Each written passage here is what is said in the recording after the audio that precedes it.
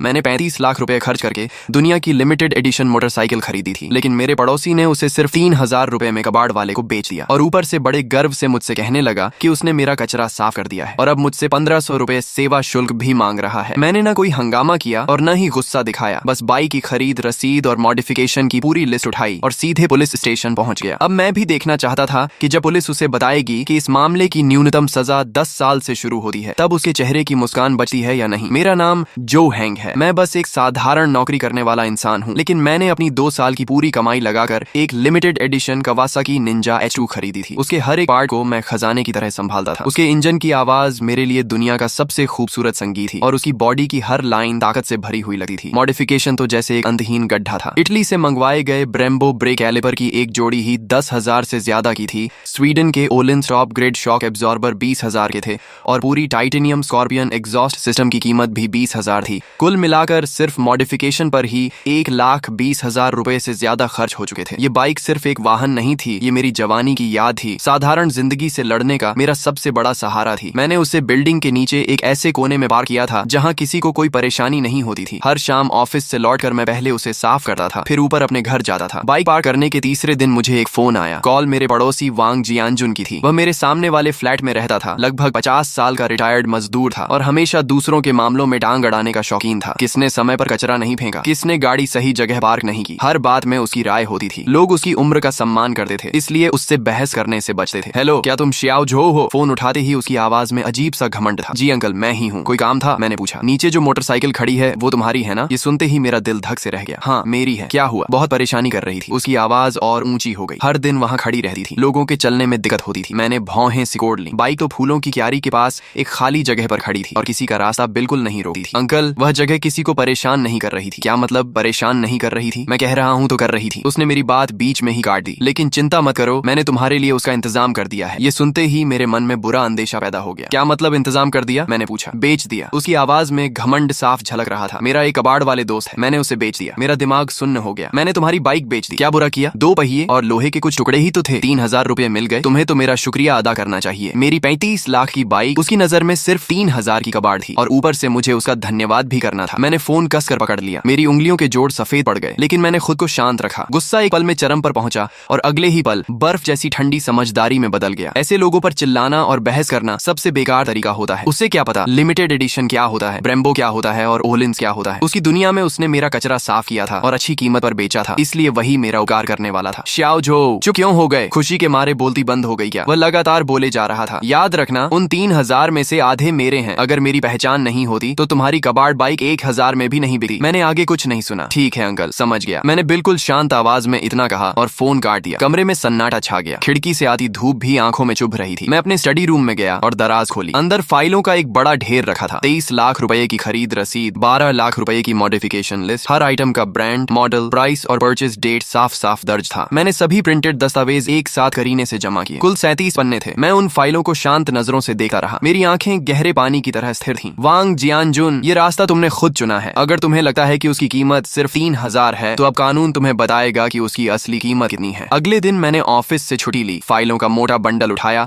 और घर के पास वाले पुलिस स्टेशन पहुंच गया। वहां मेरी मुलाकात एक युवा पुलिस अधिकारी ली से हुई। कॉमरेड, क्या समस्या है? उन्होंने मुझे पानी का गिलास देते हुए पूछा। ऑफिसर, मैं रिपोर्ट दर्ज करवाने आया हूँ। मेरी मोटरसाइकिल चोरी हो गई है। अधिकारी ली ने सिर हिलाया और रिपोर्ट बुक निकाल ली। नाम, पहचान पत्र नंबर, मैंने सारी जानकारी दे दी। अब बताइए, बाइक कब और कहां से गायब हुई? कल दोपहर मेरे घर के नीचे से। कौन सा मॉडल था? कितने समय से आपके पास थी? खरीद की रसीद है? अधिकारी ली लगातार सवाल पूछते हुए नोट्स लेते जा रहे थे। उनके लिए मोटरसाइकिल या इलेक्ट्रिक स्कूटर चोरी होना एक आम मामला था। Kawasaki Ninja H2 limited edition. Oh Kawasaki, उन्होंने सिर हिलाया, लेकिन साफ था कि उन्हें इस मॉडल की असली कीमत का अंदाजा नहीं था। रसीद और बाकी सारे दस्तावेज मेरे पास हैं। मैंने हाथ में पकड़ी फाइल उनके सामने रखी। फाइल काफी मोटी थी, जिसे देखकर वे थोड़ा हैरान हुए। उन्होंने सबसे ऊपर रखी खरीद रसीद उठाई। जैसे ही उनकी नजर 23 लाख रुपए की रकम पर पड़ी, उनका हाथ अचानक रुक गया। उन्होंने सिर उठाकर मुझे दोबारा गौर से देखा। उनकी आंखों में हैरानी साफ दिखाई दे रही थी। कॉमरेड, क्या आपको यकीन है कि यह रसीद असली है? बिल्कुल। मैंने अपना पहचान पत्र और खरीद अनुबंध भी उनके सामने रख दिया। मालिक की सारी जानकारी मेरी है, आप जांच कर सकते हैं। अधिकारी ली का चेहरा गंभीर हो गया। उन्होंने फाइल उठाई और एक एक पन्ना ध्यान से पलटना शुरू कर दिया। ब्रेम्बो ब्रेक कैलिपर की कीमत 12,000 थी। ओलिंस का रियर शॉक एब्जॉर्बर 21,000 का था और स्कॉर्पियन की पूरी एग्जॉस्ट सिस्टम 33,000 की थी। जैसे जैसे अधिकारी ली पन्ने पलटे गए, उनकी गति धीमी होती गई और चेहरे का भाव भी गंभीर होता चला गया। जब वे आखिरी पन्ने तक पहुंचे और कुल रकम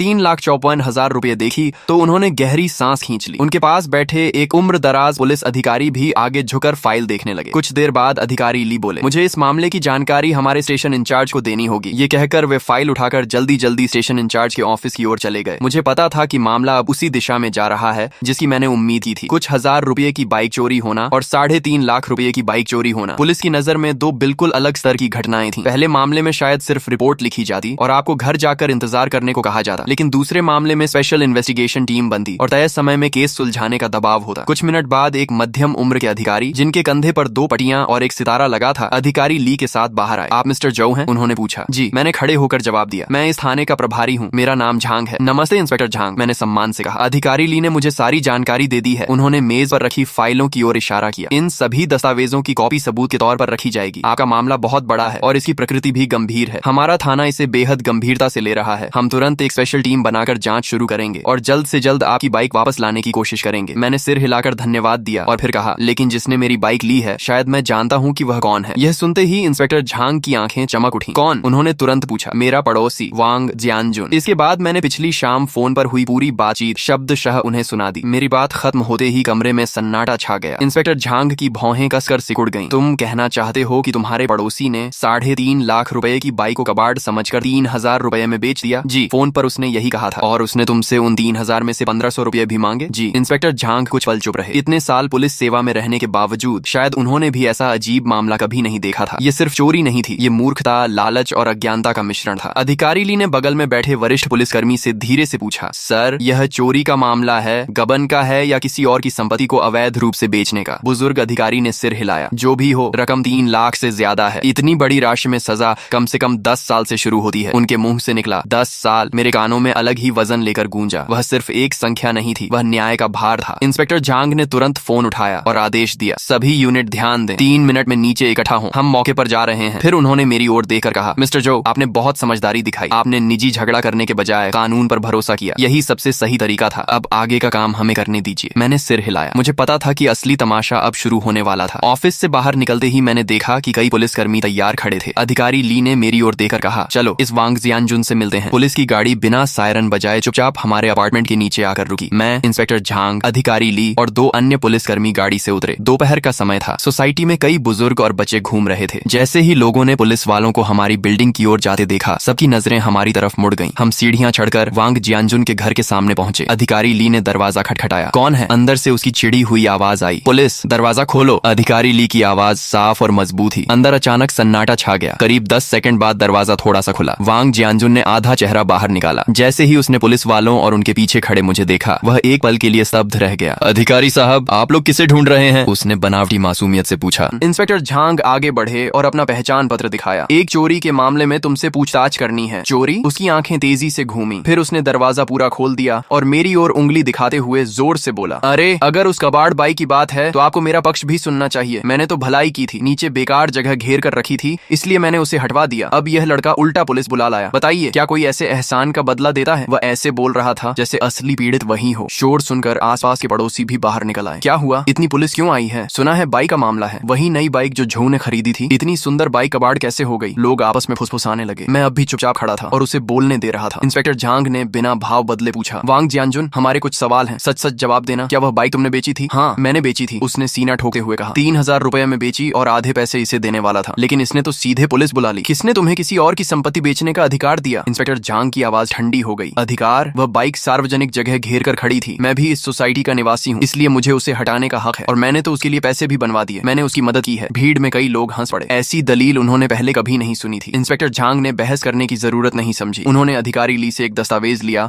और उसके सामने खोल दिया। वांग जियानजुन, आंखें खोलकर देखो, यह बाइक मालिक जो हेंग की खरीद रसीद और मॉडिफिकेशन लिस्ट है। बाइक की मूल कीमत 2,30,000 रुपए और मॉडिफिकेशन पर 1,24,000 रुपए खर्च हुए हैं। कुल कीमत 3,54,000 रुपए है। हमारे कानून के अनुसार इतनी बड़ी रकम की चोरी पर 10 साल से लेकर उम्र कैद तक की सजा हो सकती है। इंस्पेक्टर झांग का हर शब्द हथौड़े की तरह उसके दिमाग पर गिर रहा था। वांग जियानजुन की आंखें दस्तावेज पर जमी रह गईं। उसके चेहरे का घमंड और अकड़ पल भर में गायब हो गई। उसकी आंखें फैल गईं और मुंह खुला रह गया। गले से बस टूटी फूटी आवाज निकल रही थी, नहीं, यह असंभव है। एक मोटरसाइकिल की कीमत 3 लाख से ज्यादा कैसे हो सकती है? तुम लोग झूठ बोल रहे हो, सब मिलकर मुझे फंसा रहे हो। उसकी आवाज कांप रही थी। तभी उसकी पत्नी लिछुई हुआ घर के अंदर से भागती हुई बाहर आई। क्या हुआ? क्या बात है? लेकिन जैसे ही उसने दरवाजे पर पुलिस और और बाहर जमा पड़ोसियों की भीड़ देखी, उसके चेहरे का रंग भी उड़ गया। अधिकारी साहब, जरूर कोई गलतफहमी हुई है। मेरे पति तो बहुत सीधे साधे इंसान हैं। इंस्पेक्टर झांग ने उसे ठंडी नजर से देखा। गलतफहमी? तुम्हारे पति ने अपने पड़ोसी की 3,54,000 रुपए की बाइक 3,000 में बेच दी है, इसे तुम गलतफहमी कहती हो? ये सुनते ही ली छुई हुआ की आंखें फट गई। क्या 3,54,000? उसकी चीख पूरे गलियारे में गूंज उठी। उसी पल वहां मौजूद हर व्यक्ति ने गहरी सांस खींची। सबकी नजरें मेरी ओर मुड़ गईं। पहले उनमें सहानुभूति थी, फिर हैरानी और अब सम्मान था। किसी ने कल्पना भी नहीं की थी कि नीचे खड़ी वह मोटरसाइकिल एक घर की डाउन पेमेंट जितनी कीमत रखती है। वांग जियानजुन का चेहरा पूरी तरह सफेद पड़ चुका था। वह दरवाजे का सहारा लेकर खड़ा था और ऐसा लग रहा था कि किसी भी पल गिर जाएगा। 3,54,000, 10 साल से ज्यादा की जेल, ये दो बातें उसके दिमाग में हथौड़े की तरह गूंज रही थीं और उसकी सारी हिम्मत टूट चुकी थी। तभी उसकी पत्नी ने उसका हाथ पकड़कर जोर जोर से हिलाना शुरू किया। जल्दी बताओ, बाइक किसे बेची थी? जल्दी उसे वापस लाओ। 3 लाख से ज्यादा की रकम हम कहां से भरेंगे? वांग जियानजुन के होंठ कांप रहे थे, लेकिन काफी देर तक उसके मुंह से एक शब्द भी नहीं निकला। बोलते ही अधिकारी ली आगे आए और सख्त आवाज में बोले, वांग जियानजुन, अभी और तुरंत हमें बताओ कि तुमने बाइक किसे बेची है और खरीदार कहाँ है? वांग जियानजुन की आंखों में पूरी तरह निराशा छा चुकी थी। उसने अपनी पत्नी की ओर देखा और टूटे हुए शब्दों में बोला, मैंने कबाड़ खरीदने वाले को बेच दी थी। अब वो इंसान भी नहीं मिल रहा और पैसे भी मैंने जुआ खेलकर हार दिए। ये सुनते ही ली छुई हुआ जोर से रो पड़ी। वह जमीन पर बैठ गई और हाथ पैरों के सहारे घिसटते हुए मेरी ओर आई और मेरे पैंट पकड़ ली। श्याओ झो, नहीं मिस्टर झो, कृपया हमारे साथ दया करो और मेरे पति को छोड़ दो। वह बस एक बूढ़ा और समझदार न होने वाला इंसान है, उसे कुछ नहीं पता। उसकी चीखें बेहद दर्दनाक और टूटे हुए भावों से भरी थी। उसके चेहरे पर आंसू और नाक बह रही थी और अब उसमें पहले जैसा कोई घमंड नहीं बचा था। आसपास खड़े पड़ोसी इशारे कर करके बातें कर रहे थे। सच में 3,50,000? हे भगवान, इस बार तो वांग जियानजुन फंस गया। ये फंसना नहीं है, ये तो सीधा खुद को मशीन में डालने जैसा है। ठीक ही हुआ, हमेशा छोटे फायदे उठाता था, अब सजा मिल गई। मैं नीचे देखकर ली छुई हुआ को देख रहा था। मेरे चेहरे पर कोई भाव नहीं था। दया शायद थोड़ी हो, लेकिन दया के साथ अक्सर गलत कामों की जिम्मेदारी भी जुड़ी होती है। अगर आज मेरी बाइक सिर्फ 3,000 की होती तो क्या वह लोग ऐसे ही रोते? नहीं, तब वे दोनों मिलकर मुझे ही गलत साबित करते और ऊपर से 1,500 रुपए भी खुशी खुशी रख लेते। मैंने हल्के से अपना पैर खींचा और उसके हाथ से खुद को छुड़ाया और शांत आवाज में कहा, ये बातें तुम अदालत में जाकर कहना। मेरी आवाज तेज नहीं थी, लेकिन वहां मौजूद हर इंसान तक साफ पहुंच गई। ली छुई हुआ स्तब्ध रह गई और मुझे अविश्वास से देखने लगी। शायद उसने नहीं सोचा था कि मैं इतने हालात में भी इतना ठंडा रह सकता हूँ। इंस्पेक्टर झांग ने अधिकारी ली की तरफ इशारा किया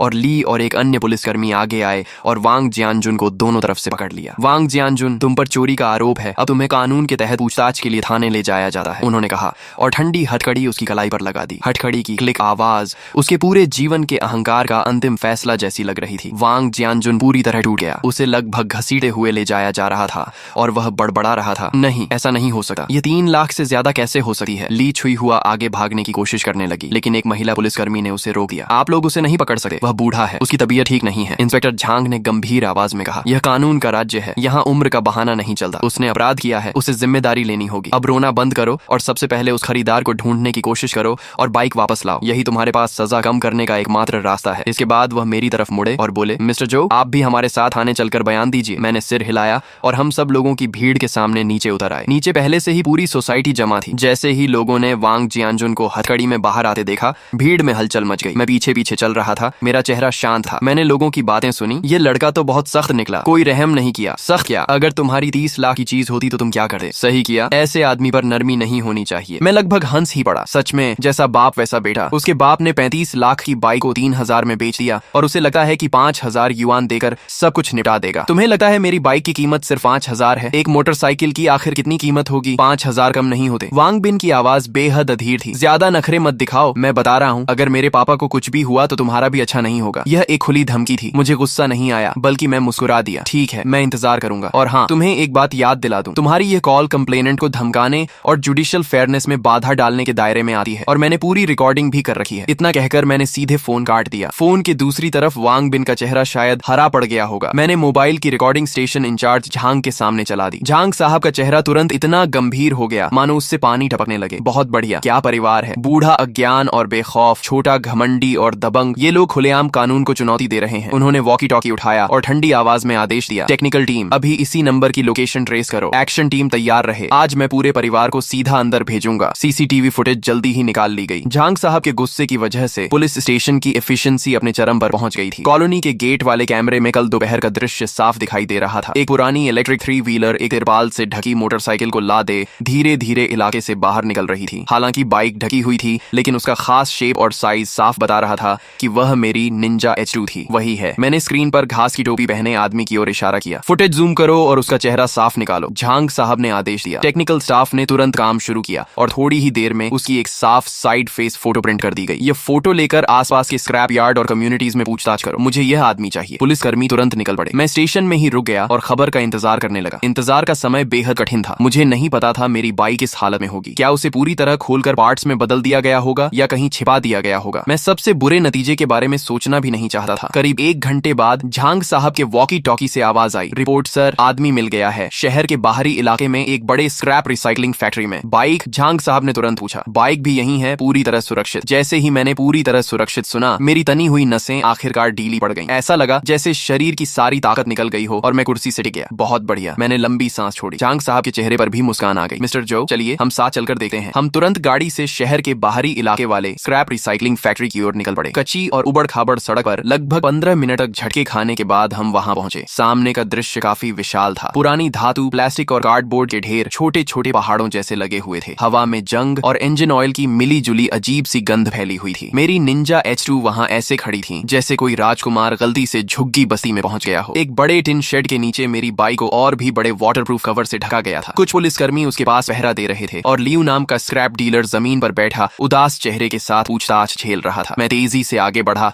और एक झटके में कवर हटा दिया। वही परिचित कवासाकी ग्रीन रंग फिर से मेरी आंखों के सामने था। बाइक थोड़ी गंदी हो गई थी, उस पर धूल जमी हुई थी। बाएं साइड मिरर पर हल्की सी खरोंच थी। इसके अलावा सब कुछ ठीक था। Brembo brake calipers, Olin suspension और अक्रापोविच एग्जॉस्ट सब अपनी जगह मौजूद थे। मैंने हाथ बढ़ाकर बाइक की ठंडी बॉडी को हल्के से छुआ। दिल में अनगिनत भाव उमड़ पड़े। ऐसा लग रहा था जैसे कोई खोया हुआ खजाना वापस मिल गया हो। ऑफिसर ली उस समय बॉस लियू का बयान लिख रहे थे। बताओ क्या हुआ था? लियू रोने जैसा चेहरा बनाकर बोला, ऑफिसर मैं बेगुनाह हूँ। उस वांग नाम के आदमी ने कसम खाकर कहा था कि यह उसके बेटे की बेकार पड़ी टूटी फूटी बाइक है जो जगह घेर रही है और वह इसे हटवाना चाहता है। मुझे बाइक अच्छी लगी तो मैंने एक सवाल पूछ लिया। उसने कहा 3000 युआन दो और अभी ले जाओ। मुझे भी शक हुआ था। ये बाइक किसी भी तरह कबाड़ नहीं लग रही थी, लेकिन मैंने सोचा मुफ्त का मौका है, छोड़ना बेवकूफी होगी, इसलिए मैंने उसे 3000 दिए और बाइक ले आया। ऑफिसर ली ने ठंडी आवाज में कहा, यह साफ साफ स्टोलन प्रॉपर्टी खरीदने का मामला है। तुम जानते थे कि सामान की ओरिजिन संदिग्ध है, फिर भी सस्ते में खरीद लिया। लियू ने जल्दी से सफाई दी। मेरा ऐसा इरादा नहीं था। बाइक लाने के बाद मुझे भी लगने लगा कुछ गड़बड़ है। ये बाइक बहुत नई थी, इसके पार्ट्स में पहचान भी नहीं पा रहा था, लेकिन महसूस हो रहा था कि ये बेहद महंगे हैं। मैं एक स्क्रैप कलेक्टर हूँ, ऐसी चीज खोलने की हिम्मत कैसे करता। मैंने बस सोचा था पहले इसे छिपा देता हूँ, फिर मामला शांत होने पर किसी बाइक एक्सपर्ट से पूछूंगा और अच्छी कीमत पर बेचने की कोशिश करूंगा। मैं कसम खाता हूँ मैंने इंजन तक स्टार्ट नहीं किया। उसकी बातों ने दूसरी तरफ से मेरी बाइक की वैल्यू साबित कर दी। एक स्क्रैप कलेक्टर तक समझ गया था कि यह कोई साधारण बाइक नहीं है। सिर्फ वांग जियानजुन जैसा अज्ञानी और घमंडी इंसान ही इसे कबाड़ समझ सकता था। झांग साहब मेरे पास आए और मेरे कंधे पर हाथ रखा। मिस्टर जो, हमने अपना वादा निभा दिया, आपकी बाइक वापस मिल गई। धन्यवाद झांग साहब, और सभी ऑफिसर्स का भी बहुत बहुत धन्यवाद। मैंने दिल से उनका धन्यवाद किया। यह तो हमारा कर्तव्य है, झांग साहब ने कहा। अब यह बाइक केस से जुड़ा सबूत है, इसलिए फिलहाल हमारी कस्टडी में रहेगी। जब केस की सुनवाई पूरी हो जाएगी तब इसे आपको वापस सौंप दिया जाएगा। मैंने समझदारी से सिर हिलाया। इसके अलावा नुकसान सिर्फ खरोंच तक सीमित नहीं है। यह एक लिमिटेड एडिशन बाइक है। किसी भी गैर आधिकारिक तरीके से इसे हिलाने या स्टोर करने से इसकी पेंट सरफेस, इलेक्ट्रिकल सिस्टम और परफॉर्मेंस पर संभावित असर पड़ सकता है। इन सबकी प्रोफेशनल इंस्पेक्शन और असेसमेंट होनी चाहिए। मेरी बात सुनकर झांग साहब एक पल के लिए चौंके, फिर सिर हिलाया। तुम सही कह रहे हो, हम तुम्हारी राय पूरी तरह अप्रेजल एजेंसी तक पहुंचाएंगे। अब मामला लगभग खत्म हो चुका था। चोरी का सामान भी मिल गया था और आरोपी भी पकड़ लिए गए थे। वांग जियानजुन पर चोरी का आरोप लगभग तय हो चुका था। जहां तक बॉस लियू की बात ही, वह चोरी का सामान खरीदने के अपराध से नहीं बच सकता था, लेकिन क्योंकि उसने पूरा सहयोग किया था और बाइक भी सुरक्षित थी, इसलिए संभवतः उसे हल्की सजा मिलेगी। इसी दौरान दूसरी टीम के पुलिसकर्मियों से भी खबर आई। वांग जियानजुन का बेटा वांग बिन उसकी अपनी कंपनी में मिल गया था और उसे भी पुलिस स्टेशन लाया जा चुका था। झांग साहब ने मेरी तरफ देकर मुस्कुराते हुए कहा, मिस्टर जो, आज स्टेशन में काफी हलचल होने वाली है, चलिए वापस चलते हैं और देखते हैं कि उस लड़के के पास अब क्या कहने को बचा है। हम स्टेशन लौटे। अंदर प्रवेश करते ही मैंने देखा कि एक सूट पहना हुआ, बालों में चमकदार तेल लगाए एक युवा आदमी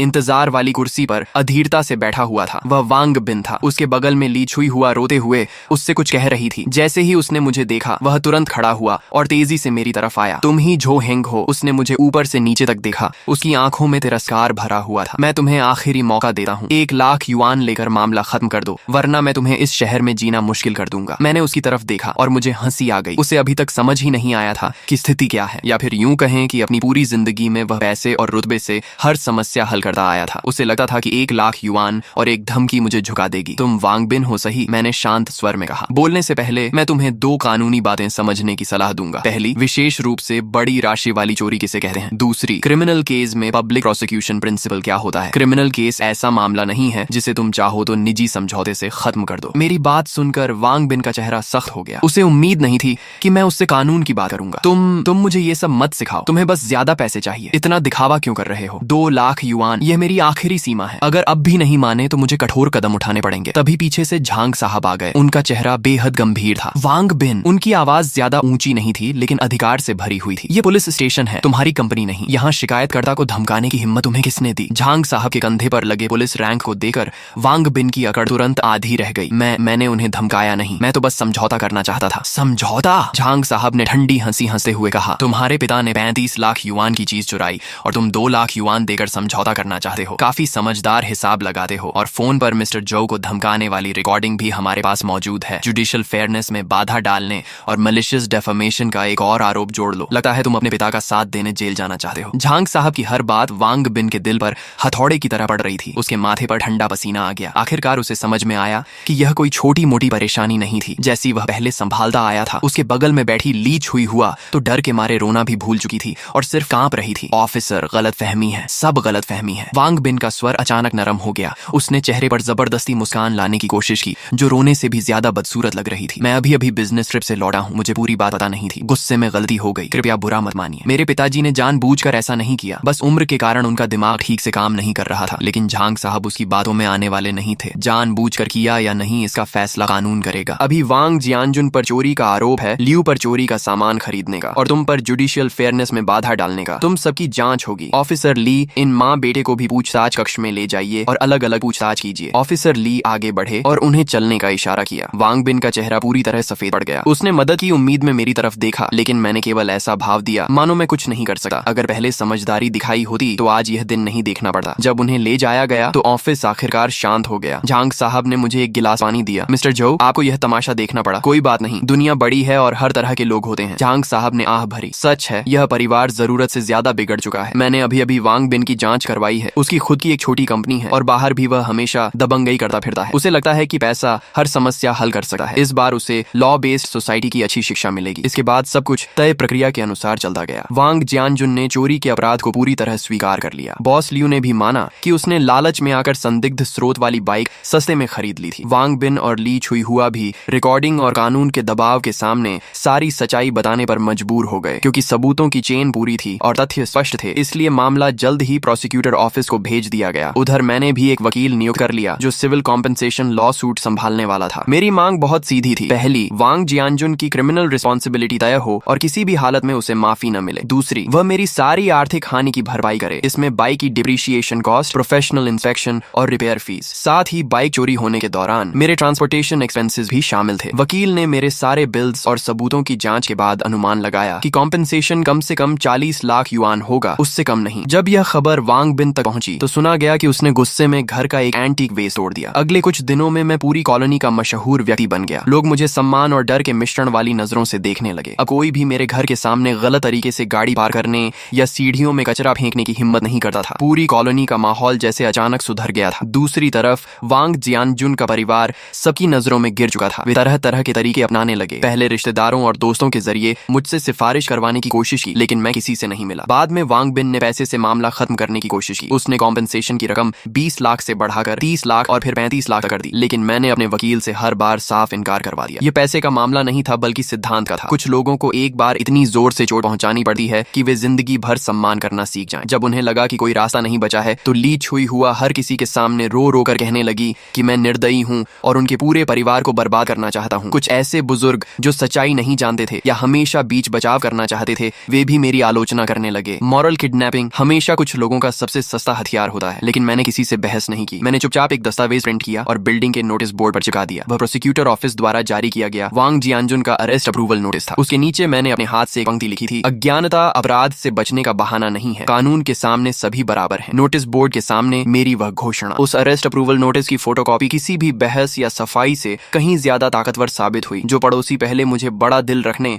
और माफ कर देने की सलाह दे रहे थे, अब वे मुझे देखते ही रास्ता बदल लेते थे। उनकी नजरों में सम्मान के साथ साथ एक हल्का सा डर भी था। वे मुझसे नहीं डरते थे बल्कि उस तरीके से डरते थे जिसमें मैं आम लोगों की तरह व्यवहार नहीं करता था, लेकिन फिर भी पूरी तरह कानून और तर्क के दायरे में रहता था। ली छुई हुआ का रोना धोना भी बंद हो गया। वह अब बिल्डिंग के नीचे बैठकर खुद को बेचारा साबित करने की कोशिश खुश नहीं करती थी, क्योंकि नोटिस बोर्ड के सामने से गुजरने वाला हर व्यक्ति उसे तिरस्कार भरी नजरों से देखता था। लेकिन मैं जानता था कि यह सिर्फ तूफान से पहले की शांति है। वांग परिवार इतनी आसानी से हार मानने वाला नहीं था, खासकर वांग बिन। वह ऐसा इंसान था जो हमेशा पैसे और ताकत से समस्याएं हल करता आया था। पुलिस स्टेशन से बाहर आने के बाद उसने एक बार भी मुझसे संपर्क नहीं किया। यह बिल्कुल असामान्य था। उसके स्वभाव के हिसाब से या तो वह बुरी तरह बौखला चुका होता या फिर किसी बड़े षड्यंत्र की तैयारी कर रहा होता। मैंने लापरवाही नहीं की। मैंने अपने वकील को फोन किया और वांग बिन को लेकर अपनी चिंता बताई। वकील ने मुझे सावधान रहने, अपनी पर्सनल सेफ्टी का ध्यान रखने और हर गतिविधि पर नजर रखने की सलाह दी। साथ ही उसने बताया कि क्रिमिनल केस अब प्रोसिक्यूटर ऑफिस के पब्लिक प्रोसिक्यूशन प्रोसेस में प्रवेश कर चुका है। वांग जियानजुन की जेल की सजा लगभग तय मानी जा रही थी। हमारी सिविल लॉ सूट भी आधिकारिक रूप से दाखिल की जा चुकी थी और अब सिर्फ सुनवाई का इंतजार था। ऊपर से देखने पर सब कुछ सही दिशा में बढ़ रहा था, लेकिन मेरे दिल की बेचैनी लगातार बढ़ती जा रही थी। सोमवार को मैं हमेशा की तरह ऑफिस काम पर गया। मैं जिस कंपनी में काम करता था वह एक मध्यम आकार की इंटरनेट एंटरप्राइज थी जो एंटरप्राइज सर्विसेज का काम करती थी। मैं वहाँ प्रोजेक्ट मैनेजर था। न बहुत बड़ा पद और न बहुत छोटा। काम काफी रहता था, लेकिन नौकरी सम्मानजनक थी। जैसे ही मैं ऑफिस पहुंचा मुझे माहौल कुछ अजीब लगा। सहकर्मी मुझे देकर नजरें चुरा रहे थे। कुछ लोग जो आमतौर पर मेरे काफी करीबी थे कुछ कहना चाहते थे, लेकिन कह नहीं पा रहे थे। मेरे दिल में अचानक एक झटका सा लगा। लगता है आखिरकार वह चाल चल दी गई थी। मैं अपनी सीट पर जाकर बैठा और कंप्यूटर चालू ही किया था कि एडमिनिस्ट्रेशन डिपार्टमेंट का एक कर्मचारी मेरे पास आया। जो हैंग, मिस्टर चेन आपको अपने ऑफिस में बुला रहे हैं। मिस्टर चेन हमारी कंपनी के मालिक थे। 40 साल से ऊपर उम्र, तेज दिमाग और बेहद सक्षम व्यक्ति। वह आमतौर पर मेरे जैसे स्तर के कर्मचारियों को सीधे अपने ऑफिस नहीं बुलाते थे। लगता है वांग बिन के हाथ अब कंपनी तक पहुंच चुके थे। मैंने गहरी सांस ली, अपने कपड़े ठीक किए और जनरल मैनेजर ऑफिस की तरफ चल पड़ा। ऑफिस का दरवाजा खुला हुआ था। मिस्टर चेन अपनी बड़ी कुर्सी पर बैठे थे। उनके चेहरे पर कोई खास भाव नहीं था। ये समझना मुश्किल था कि वह खुश हैं या नाराज। मिस्टर चेन, आपने बुलाया? मैंने पूछा। बैठो। उन्होंने सामने वाली कुर्सी की ओर इशारा किया। मैं बैठ गया और अपनी कमर सीधी रखी। मैंने खुद से कोई सफाई देने की कोशिश नहीं की, क्योंकि मुझे पता था कि मेरे आने से पहले वांग बिन अपनी तरफ की कहानी में खूब मिर्च मसाला लगाकर उन्हें सब कुछ बता चुका होगा। अब देखना यह था कि मिस्टर चेन किसकी बात पर भरोसा करते हैं। करीब आधा मिनट खामोशी रही। फिर आखिरकार मिस्टर चेन बोले, जो हैंग, आज मुझे एक फोन आया था दिंगशेंग ग्रुप के वांग बिन का। दिंगशेंग ग्रुप वांग बिन की कंपनी का नाम था। नाम सुनने में बड़ा लगता था, लेकिन असल में वह एक छोटी सप्लाई चेन कंपनी ही थी। हालांकि हाल ही में वे हमारी कंपनी के साथ एक कोऑपरेशन प्रोजेक्ट पर बातचीत कर रहे थे। अगर वह डील हो जाती तो हमारी कंपनी को अच्छा खासा ऑर्डर मिल सकता था। उसने मुझे तुम्हारे बारे में बहुत कुछ बताया। मिस्टर चेन की नजरें मेरे चेहरे पर टिक गईं, जैसे वह मेरी प्रतिक्रिया पढ़ना चाहते हो। उसका कहना है कि तुम एक बुजुर्ग पड़ोसी को जेल भिजवाने पर तुले हुए हो। उसने यह भी कहा कि तुम ब्लैकमेल कर रहे हो और 40 लाख युआन का कॉम्पेंसेशन मांग रहे हो। उसका दावा है कि तुम्हारा कैरेक्टर प्रॉब्लमैटिक है और तुम्हें कंपनी में रखना हमारे लिए रिस्क हो सकता है। उन्होंने वांग बिन की बातों को शांत स्वर में दोहराया, लेकिन मैं महसूस कर सकता था कि इस शांति के पीछे एक निर्णय लेने वाले व्यक्ति की गहरी जांच छिपी हुई थी। शायद मेरी नौकरी का भविष्य इसी बातचीत पर निर्भर था। मैंने तुरंत विरोध नहीं किया। जब वह बोल चुके तब मैंने धीरे से कहा, मिस्टर चेन, क्या उसने आपको बताया कि मेरे उस पड़ोसी ने मेरे साथ क्या किया था? मिस्टर चेन ने सिर हिलाया। नहीं, उसने बस इतना कहा कि यह एक मामूली पड़ोसी विवाद था। मैं मुस्कुरा दिया। मेरे पास एक मोटरसाइकिल है जिसे मैंने 35 लाख युआन में खरीदा था। मेरे पड़ोसी ने मेरी गैर मौजूदगी में उसे कबाड़ समझकर सिर्फ 3000 युआन में बेच दिया। फिर उसने मुझे फोन करके कहा कि वह मुझे 1500 युआन हिस्सा देने को तैयार है। उसके बाद उसका बेटा यानी वांग बिन मुझे फोन पर धमकाने लगा कि मैं 5 लाख युआन लेकर मामला खत्म कर दूं। जब मैंने मना कर दिया तो वह पुलिस स्टेशन तक आ गया और पुलिस वालों के सामने मुझे धमकाने लगा कि वह मुझे इस शहर में जीने नहीं देगा। क्या उसने आपको यह सब बताया? मेरी हर बात के साथ मिस्टर चेन की भौहें और सिकुड़ती गईं। जब मैं बोल चुका तो उनका चेहरा काफी गंभीर हो चुका था। मैंने अपना ब्रीफकेस खोला और वही दस्तावेज निकाले जो पहले पुलिस को दिए थे। बाइक की परचेस इनवॉइस, मॉडिफिकेशन लिस्ट और इंपोर्ट कस्टम्स डिक्लेरेशन। मैंने उन्हें धीरे से उनकी मेज पर रख दिया। फिर मैंने अपना मोबाइल निकाला और एक रिकॉर्डिंग चला दी। मैं बता रहा हूँ, अगर मेरे पापा को कुछ हुआ तो तुम्हारा भी अच्छा नहीं होगा। वांग बिन की घमंडी आवाज शांत ऑफिस में बेहद कर्कश लग रही थी। अब मिस्टर चेन के चेहरे को सिर्फ खराब नहीं कहा जा सकता था, वह पूरी तरह सख्त और गंभीर हो चुका था। उन्होंने मेज पर रखे दस्तावेज तेजी से पलटने शुरू किए। जब उनकी नजर उन महंगे मॉडिफिकेशन पार्ट्स की सूची पर गई तो उनकी आंखों में हैरानी की झलक दिखी। रिकॉर्डिंग खत्म होने के बाद उन्होंने सिर उठाकर मेरी तरफ देखा। उनकी नजरें बदल चुकी थीं। जो हैंग, तो तुम भी एक एंथुसियास्ट हो? मैं एक पल के लिए चौंका, लेकिन फिर समझ गया। मिस्टर चेन, क्या आपको भी गाड़ियों का शौक है? मिस्टर चेन मुस्कुराए। वह उठकर ऑफिस के एक कोने में रखी अलमारी तक गए और उसका दरवाजा खोला। अंदर फाइलें नहीं बल्कि कई शानदार कार मॉडल्स रखे हुए थे। उनमें से एक पोर्श 911 GT3 का मॉडल भी था। जब मैं जवान था तब मुझे भी गाड़ियों का बहुत शौक था। बाद में उम्र बढ़ी और समय कम हो गया। अब बस यही मॉडल्स बची हुई यादें हैं। उन्होंने पोर्श मॉडल उठाया और हल्के से उसकी धूल साफ की। Brembo brakes, Ohlins suspension, इन चीजों के पीछे दो तरह के लोग पागल होते हैं, या तो बिना सोचे समझे दिखावा करने वाले, या फिर वे लोग जिन्हें मशीनों और परफॉर्मेंस से सच्चा प्यार होता है। मुझे लगता है तुम दूसरी श्रेणी में आते हो। ये कहते हुए वह मेरी ओर मुड़े। तुमने इस मामले को बहुत अच्छी तरह संभाला मूर्खता मूर्खता और घमंड का सामना हमेशा सबसे शांत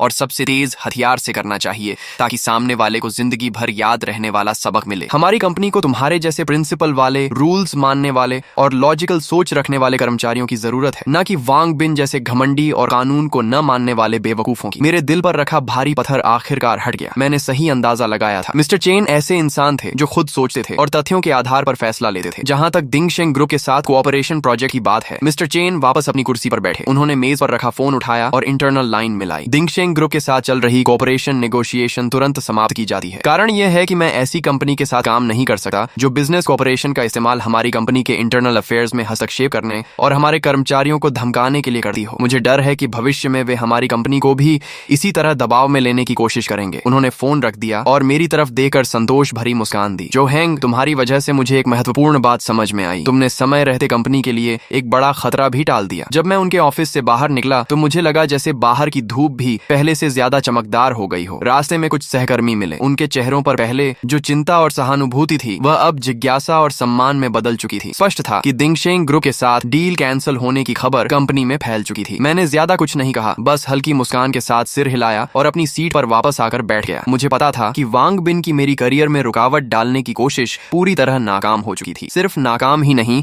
उसने खुद अपने पैरों पर कुल्हाड़ी मार ली थी। उस जैसी छोटी कंपनी के लिए हमारी कंपनी एक बहुत महत्वपूर्ण पोटेंशियल क्लाइंट थी। यह कॉन्ट्रैक्ट खोना उसके लिए निश्चित रूप से भारी नुकसान था। उसी शाम मेरे वकील का फोन आया। मिस्टर जो, आपको एक अच्छी खबर दूं, आपकी बाइक की डैमेज असेसमेंट रिपोर्ट आ गई है और नतीजे हमारी उम्मीद से भी बेहतर हैं। उनकी आवाज में उत्साह साफ झलक रहा था। कैसे? मैंने पूछा। असेसमेंट एजेंसी ने बहुत प्रोफेशनल काम किया है। उन्होंने सिर्फ साइड मिरर की स्क्रैच रिपेयर कॉस्ट का ही आकलन नहीं किया, बल्कि हमारे उस तर्क को भी स्वीकार किया है कि लिमिटेड एडिशन व्हीकल को गैर आधिकारिक तरीके से हिलाने और स्टोर करने से संभावित नुकसान हो सकता है। रिपोर्ट में कहा गया है कि बाइक को गैर पेशेवर लोगों द्वारा गैर पेशेवर उपकरणों से ट्रांसपोर्ट किया गया और खराब माहौल में रखा गया, जिससे उसकी पेंट सरफेस पर कई सूक्ष्म स्क्रैचेस आई हैं जो सामान्य आंखों से दिखाई नहीं देती। साथ ही उसके प्रिसीजन इलेक्ट्रॉनिक सिस्टम्स में नमी और धूल जमा होने का भी जोखिम पैदा हुआ है। रिपोर्ट में पूरे वाहन की highest standard deep cleaning, maintenance और सिस्टम इंस्पेक्शन की सिफारिश की गई है। इन सभी खर्चों को जोड़ने पर डायरेक्ट इकोनॉमिक लॉस 48,000 युआन आंका गया है। उन्होंने थोड़ी देर रुकर आगे कहा, और यह तो सिर्फ शुरुआत है, इसमें वह हिडन लॉस शामिल नहीं है जो बाइक की चोरी की घटना के कारण सेकंड हैंड मार्केट वैल्यू में कमी के रूप में हुआ है। इस पर भी एक्सपर्ट्स ने ओपिनियन दिया है और अनुमान लगाया है कि बाइक की कीमत में 10% से 15% तक की गिरावट आई है। यानी सिर्फ वाहन के नुकसान के आधार पर ही हम कम से कम 80,000 युआन से अधिक कॉम्पेंसेशन क्लेम कर सकते हैं। मैं उनकी बात सुनते हुए मन ही मन उनकी प्रोफेशनलिज्म की और भी ज्यादा इज्जत करने लगा। वास्तव में प्रोफेशनल काम हमेशा प्रोफेशनल्स को ही सौंपना चाहिए, लेकिन वकील अभी रुके नहीं। और यह सबसे महत्वपूर्ण बात भी नहीं है। सबसे महत्वपूर्ण यह है कि यह रिपोर्ट क्रिमिनल केस की सेंटेंसिंग बेसिस के रूप में प्रोसिक्यूटर ऑफिस को भेजी जाएगी। पहले क्योंकि बाइक बरामद हो गई थी, इसीलिए कोर्ट सजा तय करते समय कुछ नरमी बरत सकता था। लेकिन अब जब यह साबित हो गया है कि इस घटना ने गंभीर परिणाम पैदा किए हैं, तो वांग जियानजुन का अपराध और मजबूत हो गया है। मुझे लगता है कि 10 साल से ज्यादा की सजा से वह बच नहीं पाएगा। फोन कटने के बाद मेरे मन में मिश्रित भावनाएं थीं। मैं कोई क्रूर इंसान नहीं था और न ही किसी को बर्बाद करने में मुझे आनंद आता था। लेकिन जिस क्षण वांग जियानजुन ने मेरी बाइक बेच दी थी, उसी क्षण उसने अपने लिए सबसे गंभीर परिणाम तय कर लिए थे। अज्ञानता और मूर्खता कभी भी अपराध से बचने का बहाना नहीं बन सकती। अगले कुछ दिनों तक वांग बिन पूरी तरह गायब रहा। मुझे खबर मिली कि दिंगशेंग ग्रुप की कैश फ्लो चेन में कुछ समस्याएं आने लगी हैं। मिस्टर चेन अपने बिजनेस सर्कल में काफी प्रभावशाली व्यक्ति थे। उन्होंने खुलकर कह दिया था कि वांग बिन का कैरेक्टर खराब है और उसके काम करने का कोई बॉटम लाइन नहीं है। नतीजतन कई कंपनियां जो पहले उसके साथ काम करने पर विचार कर रही थीं, अब रिस्क असेसमेंट दोबारा करने लगी थीं। बटरफ्लाई इफेक्ट धीरे धीरे सामने आने लगा था। शायद वांग बिन इस समय इतनी समस्याओं में घिर चुका था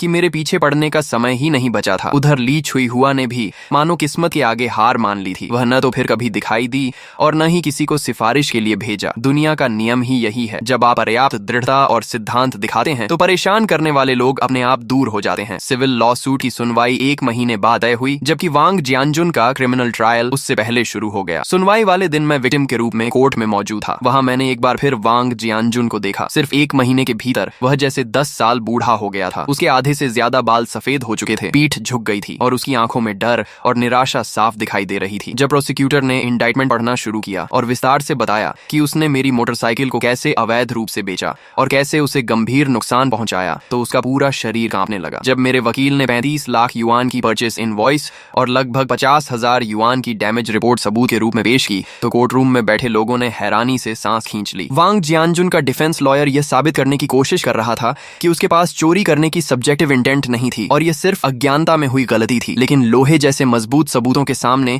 ये दलीलें बेहद कमजोर लग रही थीं। फिर जज ने पूछा, प्रतिवादी, क्या आपको अपने किए पर पछतावा है? वांग जियानजुन ने सिर उठाकर मेरी तरफ देखा। उसकी धुंधली आंखें कांप रही थीं। मैं गलत था, मैं सचमुच गलत था। मुझे आपकी बाइक को हाथ नहीं लगाना चाहिए था। मुझे थोड़े से पैसे के लालच में नहीं पड़ना चाहिए था। उसकी आवाज भर्रा गई थी। यह पहली बार था जब मैंने उसके चेहरे पर सच्चा पछतावा देखा, लेकिन अब बहुत देर हो चुकी थी। कोर्ट कोई सब्जी मंडी नहीं होती और न्याय कोई ऐसी चीज नहीं होती जिस पर मोल भाव किया जा सके। फाइनल स्टेटमेंट के समय मैंने बोलने से इनकार कर दिया क्योंकि मुझे लगा अब कुछ कहने की जरूरत नहीं है। तथ्य खुद सब कुछ बता चुके थे। फिर जज ने फैसला सुनाया। प्रतिवादी वांग जियानजुन चोरी के अपराध का दोषी पाया जाता है। अपराध की राशि अत्यंत बड़ी है और इसके गंभीर परिणाम हुए हैं। तथ्य स्पष्ट हैं और सबूत पर्याप्त हैं। अपराध की परिस्थितियों तथा पश्चाताप को ध्यान में रखते हुए उसे 11 वर्ष के फिक्स टर्म इम्प्रिजनमेंट, 3 वर्ष के पॉलिटिकल राइट्स डिप्रीवेशन और 50,000 युआन के फाइन की सजा दी जाती है। फैसला सुनते ही वांग जियानजुन की आंखें पलट गईं और वह सीधे प्रतिवादी की सीट पर ढह गया। दर्शक दीर्घा के कोने से ली छुई हुआ की दिल दहला देने वाली चीख सुनाई दी। मैं शांतिपूर्वक खड़ा हुआ, पीछे मुड़कर नहीं देखा और कोर्ट रूम से बाहर निकल गया। बाहर आसमान बेहद नीला था। मैं जानता था कि वांग जियानजुन का फैसला अब समाप्त हो चुका है, लेकिन वांग बिन और उसके पूरे परिवार की असली परीक्षा अभी शुरू हुई थी। सिविल कॉम्पेंसेशन के 40 लाख युआन अभी भी उनके सिर पर बाकी थे। फैसले के बाद वांग परिवार की दुनिया पूरी तरह बिखर गई। 11 साल की जेल किसी 50 वर्ष से अधिक उम्र के व्यक्ति के लिए क्या मायने रखती है, यह बताने की जरूरत नहीं थी। सुना कि ली छुई हुआ गंभीर रूप से बीमार पड़ गई और आधे महीने से ज्यादा अस्पताल में रही। उधर वांग बिन के सामने और भी बड़ी समस्या खड़ी हो गई। उसके पिता पर 50,000 युआन का फाइन लगाया गया था और मेरी 400,000 युआन की सिविल कॉम्पेंसेशन केस भी समय पर सुनवाई के लिए पहुंच गई। कोर्ट में वांग बिन के वकील ने कॉम्पेंसेशन अमाउंट कम करवाने की पूरी कोशिश की। उन्होंने वाहन को नुकसान पहुंचने की बात तो मानी, लेकिन कॉम्पेंसेशन की रकम पर आपत्ति जताई। उनका कहना था कि खासकर second hand market value reduction वाला हिस्सा केवल अनुमान है और उसका कोई कानूनी आधार नहीं है। लेकिन मेरे वकील बिल्कुल शांत रहे। उन्होंने एक नया सबूत पेश किया। देश की सबसे प्रतिष्ठित यूज्ड व्हीकल असेसमेंट एजेंसी द्वारा जारी की गई प्रोफेशनल इवैल्यूएशन रिपोर्ट। उस रिपोर्ट में विस्तार से बताया गया था कि मेरी लिमिटेड एडिशन निंजा H2 को चोरी किए जाने और लंबे समय तक खराब वातावरण में रखने के कारण उसकी कलेक्शन वैल्यू और मार्केट सर्कुलेशन वैल्यू को स्थायी नुकसान पहुंचा है। रिपोर्ट का निष्कर्ष था कि उसकी वैल्यू लॉस लगभग 80,000 से 120,000 युआन के बीच है। हमने बीच का आंकड़ा लेते हुए 100,000 युआन का दावा किया। ये रिपोर्ट किसी भारी मुक्के की तरह साबित हुई जिसने विपक्षी वकील की बची खुची उम्मीदों को भी चकनाचूर कर दिया। अंततः कोर्ट ने लगभग पूरी तरह मेरे दावों का समर्थन किया और फैसला सुनाया कि वांग जियानजुन और उसके परिवार को मेरी सभी आर्थिक हानियों की भरपाई करनी होगी। कुल कॉम्पेंसेशन अमाउंट 366,000 युआन तय की गई। पहले से लगाए गए 50,000 युआन के क्रिमिनल फाइन को जोड़ दिया जाए तो वांग परिवार को कुल मिलाकर 430,000 युआन से ज्यादा की रकम चुकानी थी। एक साधारण नौकरी पेशा परिवार के लिए यह रकम किसी पहाड़ से कम नहीं थी और वांग बिन के लिए तो यह ऐसा झटका था जिससे उबरना आसान नहीं था। फैसला आने के अगले ही दिन से उसने अपनी संपत्ति बेचनी शुरू कर दी। उनका वह पुराना घर जिसमें वे 20 साल से ज्यादा समय से रह रहे थे, बिक्री के लिए बाजार में डाल दिया गया। ली छुई हुआ के गहने, उसकी BMW कार और यहाँ तक कि उसकी कंपनी के महंगे ऑफिस इक्विपमेंट तक सेकंड हैंड वेबसाइट्स पर बेचने के लिए डाल दिए गए। फिर भी इतनी बड़ी रकम जुटाने में उसकी कमर टूट गई। दिंगशेंग ग्रुप पहले ही हमारी कंपनी का ऑर्डर खोने के बाद मुश्किल में था। अब मालिक खुद मुकदमों में घिरा हुआ था और कंपनी की पूंजी भी लगभग खत्म हो चुकी थी। जल्द ही कंपनी की हालत इतनी खराब हो गई कि उसका संचालन मुश्किल हो गया। जब दीवार गिरती है तो हर कोई धक्का देने आ जाता है। जिन कंपेटिटर्स को उसने पहले परेशान किया था और जिन सप्लायर्स के पैसे उसने रोक रखे थे, वे सभी एक एक करके उसके पीछे पड़ गए। 2 महीने भी नहीं बीते थे कि दिंगशेंग ग्रुप ने आधिकारिक रूप से बैंक्रप्सी लिक्विडेशन की घोषणा कर दी। जो वांग बिन कभी सबकी नजरों में सफल प्रेसिडेंट वांग था, वह अब लोगों की नजरों में एक बदनाम डिफॉल्टर बन चुका था। इस दौरान उसने एक बार अपने वकील के माध्यम से मुझसे संपर्क किया। उसने अनुरोध किया कि मैं उसे कुछ अतिरिक्त समय दे दूं ताकि वह कॉम्पेंसेशन अमाउंट किस्तों में चुका सके। मैंने उसकी बात मान ली, लेकिन एक शर्त रखी। मैंने कहा कि उसे एक पब्लिक अपॉलॉजी लेटर लिखना होगा जिसमें वह पूरी सच्चाई बताए। उसके पिता की लालच और अज्ञानता, उसकी अपनी घमंड भरी हरकतें, मुझे धमकाने की कोशिश और जुडिशियल फेयरनेस में हस्तक्षेप करने के प्रयास, सब कुछ बिना छिपाए विस्तार से लिखना होगा और फिर उस माफीनामे को कॉलोनी के नोटिस बोर्ड पर पूरे 1 महीने तक लगाकर रखना होगा। वांग बिन काफी देर तक चुप रहा, लेकिन आखिरकार उसने यह शर्त मान ली क्योंकि उसके पास कोई दूसरा विकल्प नहीं था। कुछ दिनों बाद नोटिस बोर्ड पर लगी लाल रंग की अरेस्ट नोटिस के बगल में एक नई सफेद शीट दिखाई दी। वह वांग बिन का अपॉलॉजी लेटर था। उस पत्र के शब्द पश्चाताप और विनम्रता से भरे हुए थे। उसकी पंक्तियों में उस पुराने घमंडी वांग बिन की कोई झलक नहीं बची थी। कॉलोनी के लोग रोज वहां से गुजरते समय रुक कर उसे पढ़ते और फिर एक लंबी सांस भरते। ये किसी भी भाषण या सीख से कहीं ज्यादा प्रभावशाली चेतावनी थी। उसने सभी को एक बात सिखा दी, कभी किसी की सीमा लांघने की कोशिश मत करो और कानून की गरिमा को चुनौती देने की भूल मत करो, क्योंकि तुम कभी नहीं जानते कि तुम्हारे सामने दिखने वाला यह बिल्कुल साधारण सा पड़ोसी असल में किस ताकत और किस सिद्धांत के सहारे खड़ा है। मेरी मोटरसाइकिल भी आखिरकार पुलिस स्टेशन से वापस मिल गई। मैं उसे शहर के सबसे अच्छे सर्विस सेंटर में ले गया और वहां उसकी सबसे कॉम्प्रिहेंसिव मेंटेनेंस और रेस्टोरेशन करवाई। कॉम्पेंसेशन के पैसों का एक हिस्सा उसी में खर्च हो गया और बाकी रकम मैंने बचा कर रख दी। जिंदगी मानो फिर से अपने पुराने रास्ते पर लौट आई थी। मैं अब भी वही साधारण प्रोजेक्ट मैनेजर था जो हर दिन मेट्रो पकड़कर ऑफिस जाता था। लेकिन जब मैं दोबारा अपनी कवासाकी निंजा H2 पर बैठा, थ्रॉटल घुमाया और उस परिचित इंजन रोर को सुना तो मेरा मन पहले जैसा नहीं रहा था। अब वह बाइक सिर्फ साधारण जिंदगी के खिलाफ मेरा हथियार नहीं थी, बल्कि मेरे सिद्धांतों पर टिके रहने और न्याय की रक्षा करने का एक मेडल बन चुकी थी। एक शाम मैं शहर की एक्सप्रेसवे पर बाइक चला रहा था कि हेलमेट के ब्लूटूथ ईयरफोन में फोन बज उठा। कॉल मिस्टर चेन की थी। जो हैंग, कहाँ हो? उन्होंने पूछा। सर, बाहर बाइक चला रहा हूँ, मैंने जवाब दिया। तुम्हें एक अच्छी खबर देनी है। उनकी आवाज बेहद खुश लग रही थी। वांग बिन वाला प्रोजेक्ट तो कैंसिल हो गया था ना, लेकिन उस प्रोजेक्ट की क्लाइंट कंपनी को हमारी कंपनी में काफी दिलचस्पी हो गई है। उन्होंने सुना कि हमने अपने एम्प्लॉय की रक्षा के लिए कोऑपरेशन छोड़ दी और वे हमारी कॉर्पोरेट कल्चर से बहुत प्रभावित हुए। आज उन्होंने आधिकारिक रूप से हमारे साथ कॉन्ट्रैक्ट साइन कर लिया है। कॉन्ट्रैक्ट अमाउंट वांग बिन वाले प्रोजेक्ट से 3 गुना बड़ा है और सबसे मजेदार बात, उनकी कंपनी के बॉस एक सीनियर मोटरसाइकिल एंथुसियास्ट हैं। उन्होंने खास तौर पर तुम्हें मिलने के लिए कहा है। कह रहे थे कि ओलिन सस्पेंशन ट्यूनिंग पर तुमसे चर्चा करनी है। फोन पर मिला। यह निमंत्रण मेरे लिए अप्रत्याशित था, लेकिन मैं जल्दी ही समझ गया कि शायद यह मेरी जिंदगी का एक बड़ा अवसर हो सकता है। ठीक है सर, मैं कभी भी उपलब्ध हूँ, मैंने कहा। मिस्टर चेन हंस पड़े। अच्छा, मैं तुम्हें बाद में वीचैट पर एड्रेस भेजता हूँ, अच्छे से तैयार होकर आना, हमारी कंपनी की इज्जत मत डुबो देना। फोन कट गया और मेरे दिल में एक गर्माहट सी भर गई। उनकी बातें मजाकिया जरूर थीं, लेकिन उनमें अपनापन साफ झलक रहा था। उन्होंने मुझे सिर्फ एक एम्प्लॉई नहीं बल्कि ऐसा इंसान माना था जिसे आगे बढ़ाना और सही लोगों से मिलवाना चाहिए। ऐसा विश्वास पैसे से नहीं खरीदा जा सकता। शुक्रवार शाम 7 बजे मैं मिस्टर चेन द्वारा भेजे गए एड्रेस पर पहुंचा। वह शहर के बीचों बीच स्थित एक टॉप लेवल प्राइवेट क्लब था। बाहर कोई साइन बोर्ड नहीं था, सिर्फ एक भारी एबनी वुड डोर थी। दरवाजे पर खड़े अटेंडेंट ने विनम्रता से मेरी पहचान की पुष्टि की और फिर मुझे अंदर ले गया। क्लब का इंटीरियर लो की लेकिन बेहद लग्जूरियस था। हर छोटी बड़ी डिटेल असाधारण टेस्ट को दर्शा रही थी। मिस्टर चेन गुआनलान नाम के प्राइवेट रूम में मेरा इंतजार कर रहे थे। जब मैंने दरवाजा खोला तो देखा कि वह लगभग 50 वर्ष के एक सज्जन व्यक्ति के साथ बड़ी खुशी से बातचीत कर रहे थे। उस व्यक्ति ने एक सलीकेदार चाइनीज ट्रेडिशनल जैकेट पहन रखी थी। उसका व्यवहार शालीन था, आंखें गहरी थीं और उसकी हर हरकत में एक सफल नेता की स्थिरता दिखाई देती थी। स्पष्ट था कि वही क्लाइंट कंपनी के चेयरमैन थे, मिस्टर चेन। मैंने आगे बढ़कर अभिवादन किया। ओह, जो हैंग आ गए। मिस्टर चेन तुरंत उठे और मुस्कुराते हुए बोले, आइए आपकी मुलाकात करवाता हूँ। ये हैं होंगयुएन टेक्नोलॉजी के चेयरमैन मिस्टर ली वेहान। और ली सर, यही हैं हमारी कंपनी के प्रोजेक्ट मैनेजर जो हैंग, जिनके बारे में मैंने आपको बताया था। नमस्ते ली सर, मैंने बिना झिझक हाथ बढ़ाया। तो तुम जो हैंग हो? ली वेहान मुस्कुराए और मजबूती से हाथ मिलाया। उनकी हथेली चौड़ी और ताकतवर थी। उनकी नजरों में उत्सुकता और प्रशंसा दोनों थी। तुम्हारे बारे में मिस्टर चेन ने सब बताया है। तुमने हालात को बहुत समझदारी से संभाला, हिम्मत भी है और दिमाग भी। तुम बड़े काम करने की क्षमता रखते हो। यह तारीफ पूरी तरह दिल से निकली हुई लग रही थी। आप ज्यादा तारीफ कर रहे हैं, मैंने विनम्रता से कहा। मैंने सिर्फ वही किया जो मुझे सही लगा। बहुत बढ़िया। ली वेहान जोर से हंसे। आजकल सही काम करते रहना ही अपने आप में एक दुर्लभ गुण है। आओ बैठकर आराम से बात करते हैं। डिनर का माहौल मेरी उम्मीद से कहीं ज्यादा सहज था। हमने बिजनेस की ज्यादा बात नहीं की। ली वेहान और मिस्टर चेन दोनों ने बड़ी स्वाभाविकता से बातचीत को हमारे साझा शौक यानी मोटरसाइकिल्स की ओर मोड़ दिया। सुना है तुम्हारे पास निंजा H2 है? ली वेहान ने पूछा। जी हाँ, मैंने जवाब दिया। उनकी आंखें चमक उठी। वो तो कमाल की मशीन है, एक असली सुपरचार्ज बीस्ट। बताओ ओलिन सस्पेंशन को कैसे ट्यून किया है? उनका सवाल सीधे मुद्दे पर था। स्पष्ट था कि सामने कोई सच्चा एक्सपर्ट बैठा है। अभी भी एक्सपेरिमेंट कर रहा हूँ, मैंने कहा। फैक्ट्री सेटअप सिटी राइडिंग के लिए अच्छा है, लेकिन हाई स्पीड कॉर्नर्स में सपोर्ट थोड़ा कम महसूस होता है। मैं प्रीलोड बढ़ाने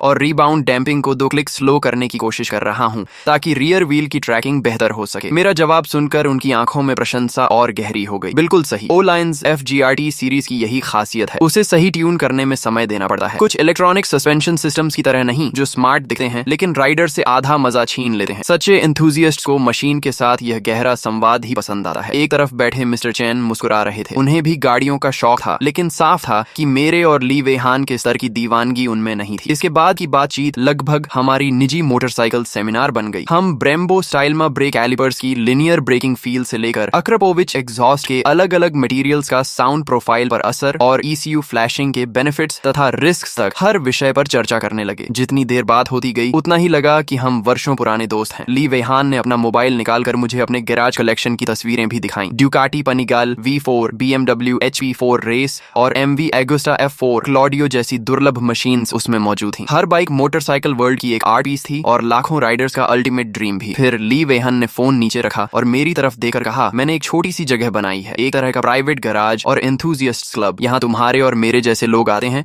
जो सच में बाइक से प्यार करते हैं और उसे समझते हैं। हम लोग साथ बैठकर बातें करते हैं, बाइकों पर काम करते हैं और कभी कभी ट्रैक पर भी कुछ लैप्स लगा लेते हैं। क्या तुम्हारी दिलचस्पी होगी यहाँ आने में? मैं समझ गया कि यह सिर्फ एक साधारण इन्विटेशन नहीं था, यह एक बिल्कुल नई दुनिया का टिकट था, एक ऐसे इलीट सर्कल का हिस्सा बनने का मौका जहाँ टॉप राइडर्स और एक्सपर्ट्स मौजूद थे। इसे ठुकराने का कोई कारण नहीं था। बिल्कुल, मैंने उनकी आंखों में देखते हुए मजबूती से सिर हिलाया। यह मेरे लिए सम्मान की बात होगी। अगले शनिवार दोपहर मैं उनके भेजे हुए लोकेशन पर पहुंचा। यह शहर के दूसरे छोर पर स्थित एक शांत इंडस्ट्रियल पार्क था। नेविगेशन मुझे एक साधारण सी ग्रे वेयरहाउस बिल्डिंग तक ले गया। बाहर से देखने पर उसमें कुछ खास नहीं था, न कोई साइन बोर्ड, न कोई लोगो, सिर्फ एक भारी रोलर डोर था। मैंने बाइक पार्क की और थोड़ा हैरान होकर दरवाजे तक पहुंचा। दरवाजे के पास एक छोटा इलेक्ट्रॉनिक स्कैनर लगा था। मैंने अपने फोन में मौजूद इलेक्ट्रॉनिक इन्विटेशन को स्कैन किया। तुरंत एक इलेक्ट्रॉनिक वॉइस सुनाई दी, आइडेंटिटी कंफर्म्ड, मिस्टर जो हेंग, वेलकम। और वह भारी रोलर डोर धीरे धीरे ऊपर उठने लगा। अंदर का दृश्य देखते ही मेरी सांसें थम गईं। यह कोई वेयर हाउस नहीं था, यह तो मोटरसाइकिल टेम्पल था। विशाल हाई सीलिंग स्पेस को कई सेक्शंस में बांटा गया था। बाईं ओर एक प्रोफेशनल मेंटेनेंस एरिया था जहां कई हाइड्रोलिक लिफ्ट्स, पूरी दीवार पर लगे टॉप क्लास टूल्स और हर तरह के प्रिसिजन डायग्नोस्टिक इंस्ट्रूमेंट्स मौजूद थे। कुछ प्रोफेशनल टेक्नीशियंस पूरी लगन से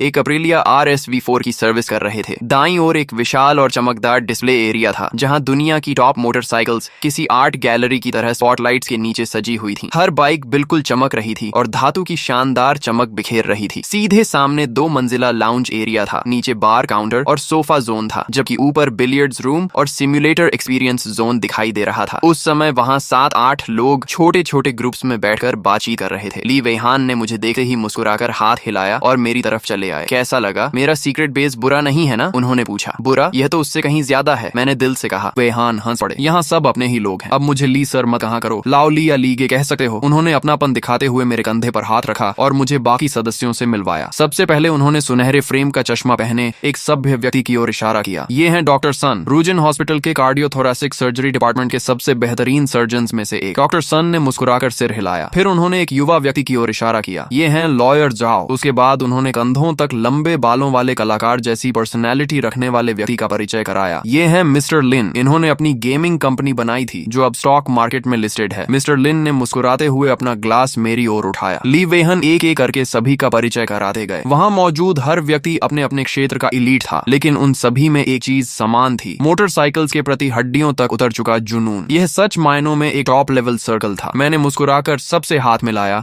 लेकिन मन ही मन सोचा कि अगर वांग जानजून ने वह बेवकूफी न की होती तो शायद मुझे जिंदगी में कभी ऐसे लोगों से मिलने का मौका ही नहीं मिलता। कभी कभी किस्मत इंसान को सबसे अजीब रास्तों से आगे बढ़ाती है। तभी अचानक एक आवाज आई, तो तुम वही H2 एक्सप्लोरर एडिशन वाले हो? बोलने वाला लगभग 27-28 साल का युवक था जो हम सबसे थोड़ा दूर बैठा था। उसने मुझे ऊपर से नीचे तक देखा और बोला, मैंने तुम्हारे बारे में सुना है। वही आदमी ना जिसके पड़ोसी ने उसकी बाइक बेच दी थी और तुमने पलटकर उसे सीधे 11 साल की जेल भिजवा दिया। उसकी बात खत्म होते ही माहौल थोड़ा असहज हो गया। ली वेहान ने हल्का सा भौहें सिकुड़ते हुए कहा, शौमा, बात करने का यह तरीका नहीं है। लेकिन वह युवक नहीं रुका। उसका नाम मा जून था। उसका परिवार रियल एस्टेट बिजनेस करता था और वह एक अमीर दूसरी पीढ़ी का लड़का था। उसकी अपनी मॉडिफाइड BMW S1000R थी। उसने कंधे उचकाते हुए कहा, लीगे, मेरा कोई बुरा मतलब नहीं है, बस जिज्ञासा है। सुना है तुम तो एक साधारण ऑफिस एम्प्लॉई हो। 2 साल की कमाई जोड़कर यह बाइक खरीदी। आखिर क्यों? बाइक राइडिंग बहुत महंगा शौक है, सिर्फ फैशन से काम नहीं चलता, पॉकेट भी भारी होनी चाहिए। उसकी बातों में साफ घमंड झलक रहा था और मतलब यही था कि मेरी आर्थिक हैसियत इस सर्कल के लायक नहीं है। बाकी लोग चुप रहे, लेकिन उनकी आंखों में भी उत्सुकता थी। मैं शांत रहा और बोला, तुम सही कह रहे हो, मैं एक साधारण नौकरी करने वाला इंसान हूँ। इस बाइक को खरीदने में मेरी लगभग सारी सेविंग्स खत्म हो गई थी, लेकिन मैंने जो भी पैसा खर्च किया वह अपनी मेहनत से कमाया है। मैं इस बाइक से उतना ही प्यार करता हूँ जितना डॉक्टर सन अपने सर्जिकल स्कैल्पल से या लॉयर जाओ कानून की किताबों से करते हैं। पैशन का अमीर या गरीब होने से कोई संबंध नहीं होता। मेरी बात सुनकर डॉक्टर सन और लॉयर जाओ दोनों ने सिर हिलाया। मजून का चेहरा उतर गया। उसने ठंडी हंसी के साथ कहा, बातें तो बहुत अच्छी कर लेते हो, लेकिन सिर्फ बातें करने से कोई एक्सपर्ट नहीं बन जाता। मेरी BMW S1000R कुछ दिनों से कॉर्नर लेते समय फ्रंट एंड पर फ्लोटिंग फील दे रही है। तुम खुद को टेक्निकल एक्सपर्ट कहते हो ना? चलो देखकर बताओ आखिर दिक्कत क्या है। अगर सही वजह बता दी तो मैं मान जाऊंगा। ये खुली चुनौती थी। ली वेहन बीच में आने वाले थे, लेकिन मैंने मुस्कुराकर उन्हें रोक दिया। ठीक है, चलो बाइक दिखाओ। मेरे इतनी आसानी से मान जाने पर माँ जून खुद चौंक गया और मुझे मेंटेनेंस एरिया में ले गया। बाकी सभी लोग भी हमारे पीछे आ गए। उसकी BMW S1000R हाइड्रोलिक लिफ्ट पर खड़ी थी। Carbon fibre body panels, racing footpegs और महंगे AK फोर्ज्ड व्हील्स लगे हुए थे। मैंने बाइक को हाथ तक नहीं लगाया, बस उसके चारों ओर घूमकर ध्यान से देखा और और पूछा, तुम्हें हार्ड सस्पेंशन सपोर्ट पसंद है? उसने कहा, हाँ, माउंटेन रन्स में ज्यादा कॉन्फिडेंस मिलता है। मैंने फिर पूछा, जब तुमने फोर्ज्ड व्हील्स लगाए थे तब क्या हाई प्रिसीजन डायनामिक बैलेंसिंग कराया था? वो थोड़ा झिझका। वर्कशॉप वालों ने किया था, शायद ठीक ही होगा। मैं मुस्कुराया और बोला, असल समस्या यही है, एक फोर्ज्ड व्हील्स फैक्ट्री व्हील्स से लगभग आधे वजन के हैं। जब अनस्प्रंग मास इतनी कम हो जाती है तो सस्पेंशन सेटअप दोबारा ट्यून करना पड़ता है, लेकिन तुमने पुराने हाई प्रीलोड सेटिंग्स ही रहने दिए। इसी वजह से फ्रंट व्हील की रोड कांटेक्ट कम हो गई और कॉर्नर लेते समय हल्की सी उछाल बढ़कर तुम्हें फ्रंट एंड फ्लोटिंग जैसी फील देने लगी। और इस लेवल के मॉडिफिकेशन के लिए साधारण डायनामिक बैलेंसिंग काफी नहीं होती, लेजर डायनामिक बैलेंसिंग करनी पड़ती है, जहां एरर 1 ग्राम से भी कम हो। अगर मेरा अंदाजा सही है तो तुम्हारे फ्रंट व्हील पर लगे बैलेंसिंग वेट्स कम से कम 20 ग्राम होंगे। मेरी बात खत्म होते ही पूरा गैराज शांत हो गया। सभी लोग मुझे हैरानी से देखने लगे, यहाँ तक कि ली वेहन भी। माजून जल्दी से फ्रंट व्हील के पास गया और टायर पर लगे बैलेंसिंग वेट्स गिनने लगा। जब कुल वजन लगभग 20 ग्राम निकला तो उसका चेहरा एकदम उतर गया। वह कुछ कहना चाहता था लेकिन उसके मुंह से एक शब्द भी नहीं निकला, क्योंकि अब सच उसके सामने था। मैंने अंदाजा नहीं लगाया था, मैंने सीधे समस्या की जड़ पकड़ ली थी। वहां मौजूद हर अनुभवी राइडर अच्छी तरह जानता था कि अनस्प्रंग मास, प्रीलोड और डायनामिक बैलेंसिंग जैसे कॉन्सेप्ट्स किसी भी मोटरसाइकिल की हैंडलिंग और कॉर्नरिंग परफॉर्मेंस पर कितना बड़ा असर डालते हैं। सिर्फ फर्क इतना था कि बहुत कम लोग मेरी तरह सिर्फ देखकर ही किसी प्रॉब्लम की जड़ तक पहुंच सकते थे। कुछ पल तक पूरा गराज खामोश रहा। आखिरकार माजून ने दांत भींचते हुए 2 शब्द कहे। मैं मान गया, वह मेरे सामने आया। उसके चेहरे पर अभी भी हल्की सी शर्मिंदगी थी, लेकिन उसकी आंखों से घमंड और शक पूरी तरह गायब हो चुका था। उसकी जगह अब एक सच्चे टेक्नीशियन वाला सम्मान दिखाई दे रहा था। उसने हाथ बढ़ाते हुए कहा, भाई, मैं तुम्हें पहचान नहीं पाया। आज मैं हार मानता हूँ। आज रात डिनर मेरी तरफ से रहेगा, इसे मेरी माफी समझना। उसका रवैया मेरी उम्मीद से कहीं ज्यादा सीधा और ईमानदार था। मैं मुस्कुराया और उसके कंधे पर हल्के से हाथ रखा। कोई बात नहीं, हम सब यहाँ बाइक लवर्स हैं। ये सिर्फ एक टेक्निकल डिस्कशन था। मैंने बात को वहीं खत्म कर दिया, क्योंकि मैं जानता था कि माजून जैसे लोगों के लिए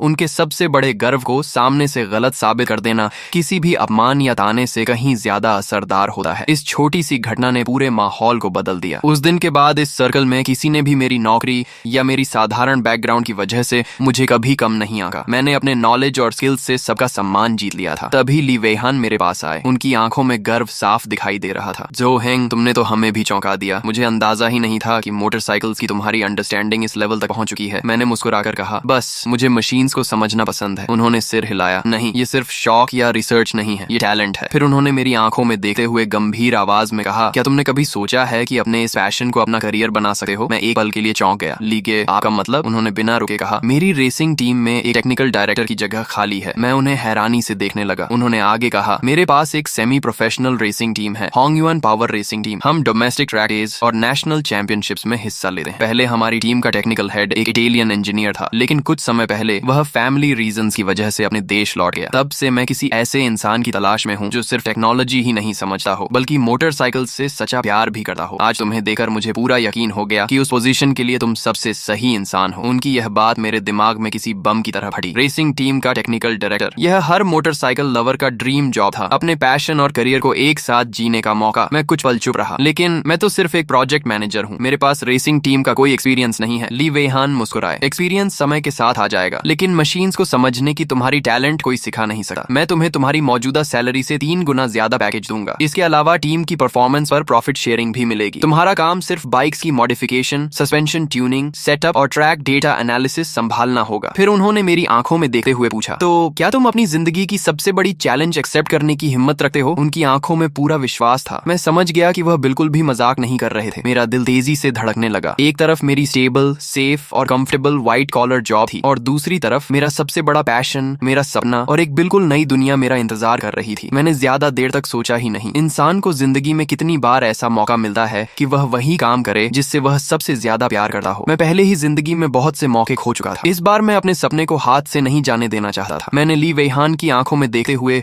पूरे आत्मविश्वास के साथ सिर हिलाया और कहा, मैं तैयार हूँ, ये चैलेंज मैं एक्सेप्ट करता हूँ। क्लब से बाहर निकलते निकलते शाम हो चुकी थी। डूबते सूरज की रोशनी ने मेरी परछाई को बहुत लंबा कर दिया था। मुझे ऐसा लग रहा था जैसे पूरा शरीर हवा में तैर रहा हो, मानो बादलों पर चल रहा हूँ। जिंदगी अब उस तरीके से खुलकर सामने आ रही थी जिसकी मैंने कभी कल्पना भी नहीं की थी। मैं अपनी कार चलाकर अपने रेजिडेंशियल सोसाइटी पहुंचा। जैसे ही कार पार की, मैंने एक जाना पहचाना लेकिन अजनबी सा चेहरा अपनी बिल्डिंग के एंट्रेंस पर मेरा इंतजार करते देखा। वह वांग बिन था। वह पहले से बहुत ज्यादा थका और टूटा हुआ लग रहा था। उसने सिलवटों से भरी हुई शर्ट पहन रखी थी, बाल पूरी तरह बिखरे हुए थे और उसकी आंखें खून सी लाल थीं। उसके अंदर पहले पहले वाली जरा भी अकड़ या घमंड नहीं बचा था। मुझे देखते ही वह ऐसे भाकर आया जैसे उसे आखिरी उम्मीद मिल गई हो। भाई जो, मिस्टर जो, वह लगभग रोते हुए बोला, कृपया हम पर रहम कर दीजिए, हमारे परिवार को छोड़ दीजिए। वह कॉम्पेंसेशन की रकम हम सच में नहीं चुका सकते। हमारा घर बिक गया, कार भी बेच दी, कंपनी भी बैंकरप्सी में चली गई। अब बैंक का इतना कर्ज है कि चुकाना नामुमकिन हो गया है। मेरी माँ बीमार होकर बिस्तर पर पड़ गई है और मेरे पिता अंदर जिंदा हैं या नहीं कुछ पता नहीं। वह रो रो कर अपनी हालत सुनाता रहा। बस मेरे पैरों पर गिरना ही बाकी रह गया था। मैं चुपचाप उसे देखता रहा। मेरे दिल में जरा भी सिंपैथी नहीं थी, बिल्कुल भी नहीं। मुझे सिर्फ उस पर तरस नहीं बल्कि अफसोस हो रहा था। मैंने उसकी आंखों में देखते हुए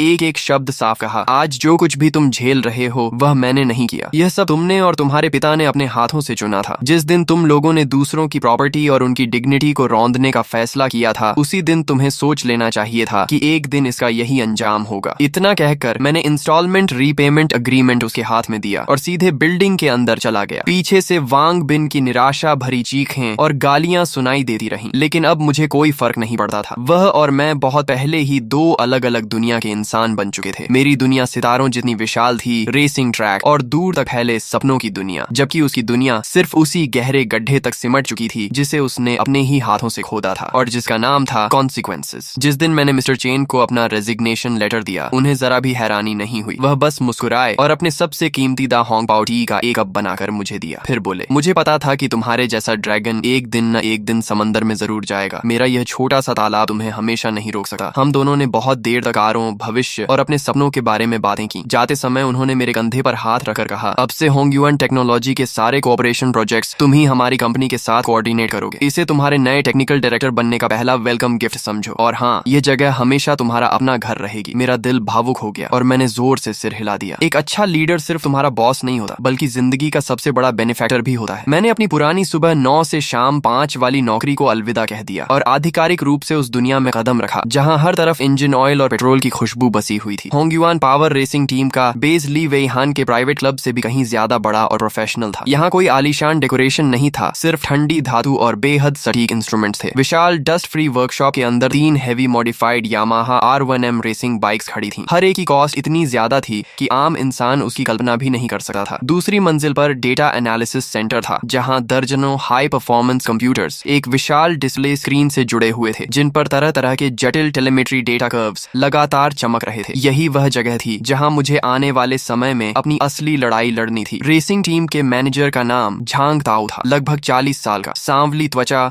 और मजबूत शरीर वाला आदमी। वह कम बोलता था, लेकिन उसकी नजरें बाज की तरह तेज थीं। उसने मेरा हाथ मिलाते हुए सिर्फ इतना कहा, स्वागत है डायरेक्टर जो। हमारी टीम के लोगों का स्वभाव थोड़ा अजीब है, उम्मीद है आप बुरा नहीं मानेंगे। मैं महसूस कर सकता था कि उसके व्यवहार में सावधानी और परखने वाली भावना छिपी हुई थी। टीम के कोर मेंबर्स ज्यादा नहीं थे। मैनेजर झांग ताओ के अलावा चीफ टेक्नीशियन मास्टर लियू थे, जिन्हें सब लोग ओल्ड लियू कहते थे। 50 साल से ऊपर उम्र के इस अनुभवी टेक्नीशियन के दोनों हाथ पुराने घावों और मेहनत के निशानों से भरे हुए थे। कहा जाता था कि उन्होंने चीन में 30 साल तक रेसिंग व्हीकल्स पर काम किया था और उनका एक्सपीरियंस बेहद गहरा था। मुझे देखते ही उन्होंने बस नाक से हल्की सी हूं की आवाज निकाली, सिर तक नहीं उठाया। उसकी नजर में मेरे जैसा, जो सिर्फ बातों और पीपीटी के दम पर टेक्निकल डायरेक्टर बना हो, शायद किसी बेकार इंसान से ज्यादा नहीं था। बाकी 3 युवा टेक्नीशियन और 2 डेटा एनालिस्ट थे। वे मुझे जिज्ञासा से देख रहे थे, लेकिन बस उतना ही। आखिर में झांग ताओ मुझे टीम के ट्रम्प कार्ड और चीफ राइडर गांव फई से मिलाने ले गया। लगभग 23-24 साल का एक नौजवान, बेहद हैंडसम, लेकिन चेहरे पर जबरदस्त घमंड और बागीपन साफ दिखाई देता था। वह अभी अभी सिमुलेटर से उतरा था और अब भी रेसिंग सूट पहने हुए था। उसने मुझे ऊपर से नीचे तक देखा और होंठों पर हल्की सी मुस्कान लाते हुए बोला, तो आप ही हैं जिन्हें मिस्टर ली नए डायरेक्टर बनाकर लाए हैं? सुना है पहले इंटरनेट कंपनी में प्रोजेक्ट मैनेजर थे। उम्मीद है आपकी टेक्नोलॉजी कम से कम आपकी निंजा H2 जितनी तो दमदार होगी। उसकी बातों में साफ चुनौती छिपी हुई थी, लेकिन मुझे जरा भी गुस्सा नहीं आया। मैं जानता था कि जो लोग रेसिंग ट्रैक पर अपनी जान और स्पीड के भरोसे जीते हैं, उनके लिए कोई भी रिज्यूम या टाइटल मायने नहीं रखता। अगर उनका सम्मान जीतना है तो सिर्फ एक ही तरीका है, अपनी असली काबिलियत दिखाना। मैंने गांव फई की चुनौती को नजरअंदाज किया और सीधे उसकी बाइक यानी कार नंबर 1 के पास जाकर बोला, मैनेजर झांग, क्या पिछली रेस में नंबर 1 बाइक का पूरा टेलीमेट्री डेटा निकाल सकते हैं और इस्तेमाल किए हुए टायर्स की फोटोज भी चाहिए? झांग ताओ एक पल के लिए चौंका, फिर सिर हिलाकर बोला, जरूर। अगले पूरे 5 घंटे मैं डेटा एनालिसिस सेंटर में बैठा रहा। मैंने जुहाई सर्किट पर गांव फई की हर लेप को सैकड़ों छोटे छोटे हिस्सों में बांटकर एनालाइज किया। Throttle opening, brake pressure, engine RPM, suspension compression, rebound, मैंने एक भी डिटेल नहीं छोड़ी। शाम 5 बजे मैं अपनी प्रिंटेड रिपोर्ट लेकर कॉन्फ्रेंस रूम पहुंचा और सबको बुलाया। गांव फई अब भी चेहरे पर तिरस्कार ली बैठा था और ओल्ड लियू के चेहरे पर साफ झुंझलाहट थी। मैंने स्क्रीन पर पिछले रेस के बाद के रियर टायर की एक फोटो दिखाई और कहा, ये पिछली रेस के बाद दाएं रियर टायर की फोटो है। आप देख सकते हैं कि टायर के किनारे पर साफ टीयर मार्क्स हैं, जिन्हें आम भाषा में कोल्ड टीयर कहा जाता है। ओल्ड लियू ने भौहें सिकोड़ते हुए कहा, यह बिल्कुल नॉर्मल है। जुहाई सर्किट में राइट टर्न्स ज्यादा हैं, इसलिए दाईं तरफ वेयर ज्यादा होता है। ऊपर से उस दिन टेम्परेचर भी कम था, इसलिए टायर सही वर्किंग टेम्परेचर तक नहीं पहुंच पाया। उसकी एक्सप्लेनेशन बिल्कुल टेक्स्ट बुक जैसी थी, उसमें कोई गलती नहीं थी। मैंने सिर हिलाकर कहा, बिल्कुल सही, लेकिन सवाल यह है कि कोल्ड टीयर सिर्फ टायर के किनारे पर ही क्यों दिखाई दिया? अगर वजह सिर्फ टेम्परेचर होती तो पूरे टायर सरफेस पर ऐसे ही निशान दिखाई देते। मैंने अगली स्लाइड बदली। यह T7 से T8 हेयरपिन कॉर्नर के एग्जिट की डायनामिक सस्पेंशन ग्राफ थी। रेड लाइन कंप्रेशन है और ग्रीन लाइन रिबाउंड। आप सब देख सकते हैं कि कॉर्नर एग्जिट पर फुल थ्रॉटल देते समय रियर सस्पेंशन बहुत तेजी से कंप्रेस हुआ, लेकिन उसके बाद उसका रिबाउंड बहुत ज्यादा तेज था। इससे बाइक का रियर अचानक बाउंस करने लगा, टायर का रोड पर प्रेशर अस्थिर हो गया और उन कुछ फ्रैक्शन ऑफ सेकंड्स में टायर एक साथ स्लाइड भी कर रहा था और रोड को टीयर भी कर रहा था। इसलिए टायर के किनारे पर ऐसा खास निशान बना। मेरी बात खत्म होते ही पूरा कॉन्फ्रेंस रूम बिल्कुल शांत हो गया। ओल्ड लियू के चेहरे की झुंझलाहट शॉक में बदल चुकी थी। गांव फई की आंखों में जो तिरस्कार था वह भी जम गया, क्योंकि जो कुछ मैंने कहा था वही एहसास उसे रेस के दौरान हुआ था। उसे हमेशा लगता था कि उस कॉर्नर से निकलते समय बाइक का रियर उसका कहना नहीं मान रहा था, लेकिन वजह समझ नहीं पा रहा था। उसे लगता था कि शायद उसने थ्रॉटल ज्यादा खोल दिया था, जबकि असली समस्या सस्पेंशन के रिबाउंड डैम्पिंग में थी। मैंने कहा, मेरा सुझाव है कि रियर सस्पेंशन का रिबाउंड डैम्पिंग 2 क्लिक धीमा कर दिया जाए। इससे बाइक की एजिलिटी थोड़ी कम होगी, लेकिन कॉर्नर एग्जिट स्टेबिलिटी काफी बढ़ जाएगी। मेरा अनुमान है कि लैप टाइम कम से कम 0.3 सेकंड तेज हो जाएगा। मैं सबके हैरान चेहरों को देखते हुए शांत स्वर में बोला, यही मेरा निष्कर्ष है। मैं जानता था कि इसी पल से रेसिंग टीम में मेरी असली पहचान बन चुकी थी। 3 दिन बाद जुहाई इंटरनेशनल सर्किट में होंगयुआन पावर रेसिंग टीम ने पूरे दिन की प्राइवेट टेस्टिंग के लिए ट्रैक बुक किया। ये मेरे डायरेक्टर बनने के बाद पहली असली परीक्षा थी और मेरी थियोरी को साबित करने का एकमात्र मौका भी। पिट एरिया में माहौल थोड़ा तनावपूर्ण था। ओल्ड लियू 2 टेक्नीशियन के साथ मेरी रिपोर्ट के हिसाब से नंबर 1 बाइक की फाइनल सेटअप कर रहा था। अब उसके चेहरे पर पहले वाला घमंड नहीं था, बल्कि सीखने की इच्छा साफ दिखाई दे रही थी। गांव फई रेस्ट चेयर पर बैठा स्पोर्ट्स ड्रिंक पी रहा था और बीच बीच में मेरी तरफ देख लेता था। उसकी नजरों में उम्मीद भी थी, शक भी और हल्का सा एक्साइटमेंट भी। आखिर एक राइडर के लिए इससे बड़ी खुशी क्या हो सकती है कि वह पहले से तेज हो जाए। तभी झांग दाओ मेरे पास आया और पानी की बोतल देते हुए बोला, डायरेक्टर जो, कितनी कॉन्फिडेंस है। मैंने बोतल खोलकर एक घूंट पिया और मुस्कुराते हुए कहा, डेटा कभी झूठ नहीं बोलता, मुझे 100% भरोसा है। मेरी बात सुनकर उसकी आंखें चमक उठी। उसने कुछ नहीं कहा, बस जोर से सिर हिलाया। सुबह 10 बजे ट्रैक का टेम्परेचर बिल्कुल आइडियल हो चुका था। गांव भाई पूरी तरह तैयार होकर नंबर 1 बाइक पर बैठ गया। इंजन की गड़गड़ाहट पूरे पिट एरिया में गूंज उठी। मैंने रेडियो पर कहा, पहले 3 लैप आराम से दौड़ो, टायर वार्म करो और बाइक का फील लो। उसने तुरंत जवाब दिया, रिसीव्ड। उसकी आवाज शांत और प्रोफेशनल थी। यामाहा R1M नीले तीर की तरह पिट लेन से निकलकर ट्रैक पर दौड़ पड़ी। डेटा सेंटर की स्क्रीन पर लाइव टेलीमेट्री डेटा स्क्रॉल होने लगा। मेरी नजरें लगातार रियर सस्पेंशन की ग्राफ अटकी थी। पहला लैप 1 मिनट 87.2 सेकंड, दूसरा 1 मिनट 27.5 सेकंड, तीसरा 1 मिनट 26.1 सेकंड। वह बहुत जल्दी रिदम में आ गया। मैंने रेडियो पर पूछा, कैसा लग रहा है? उसने जवाब दिया, काफी अच्छा, बाइक पहले से ज्यादा स्टेबल महसूस हो रही है, खासकर हाई स्पीड कॉर्नर्स में, लेकिन स्लो कॉर्नर्स में फ्रंट थोड़ा हैवी लग रहा है। पहले जैसी शार्प फीलिंग नहीं है। उसका फीडबैक बिल्कुल मेरी प्रेडिक्शन जैसा था। रिबाउंड डैम्पिंग कम करने से एजिलिटी कम होना तय था। मैंने कहा, घबराओ मत, चलते रहो, ब्रेकिंग और भी अग्रेसिव करो और कॉर्नर में थोड़ा देर से एंट्री लो, इससे एजिलिटी की कमी पूरी हो जाएगी। मुझ पर और बाइक पर भरोसा रखो। अगले लैप में गांव फई ने पूरी ताकत लगा दी। स्क्रीन पर प्रेडिक्टेड लैप टाइम पहली बार ग्रीन हो गया। ग्रीन का मतलब था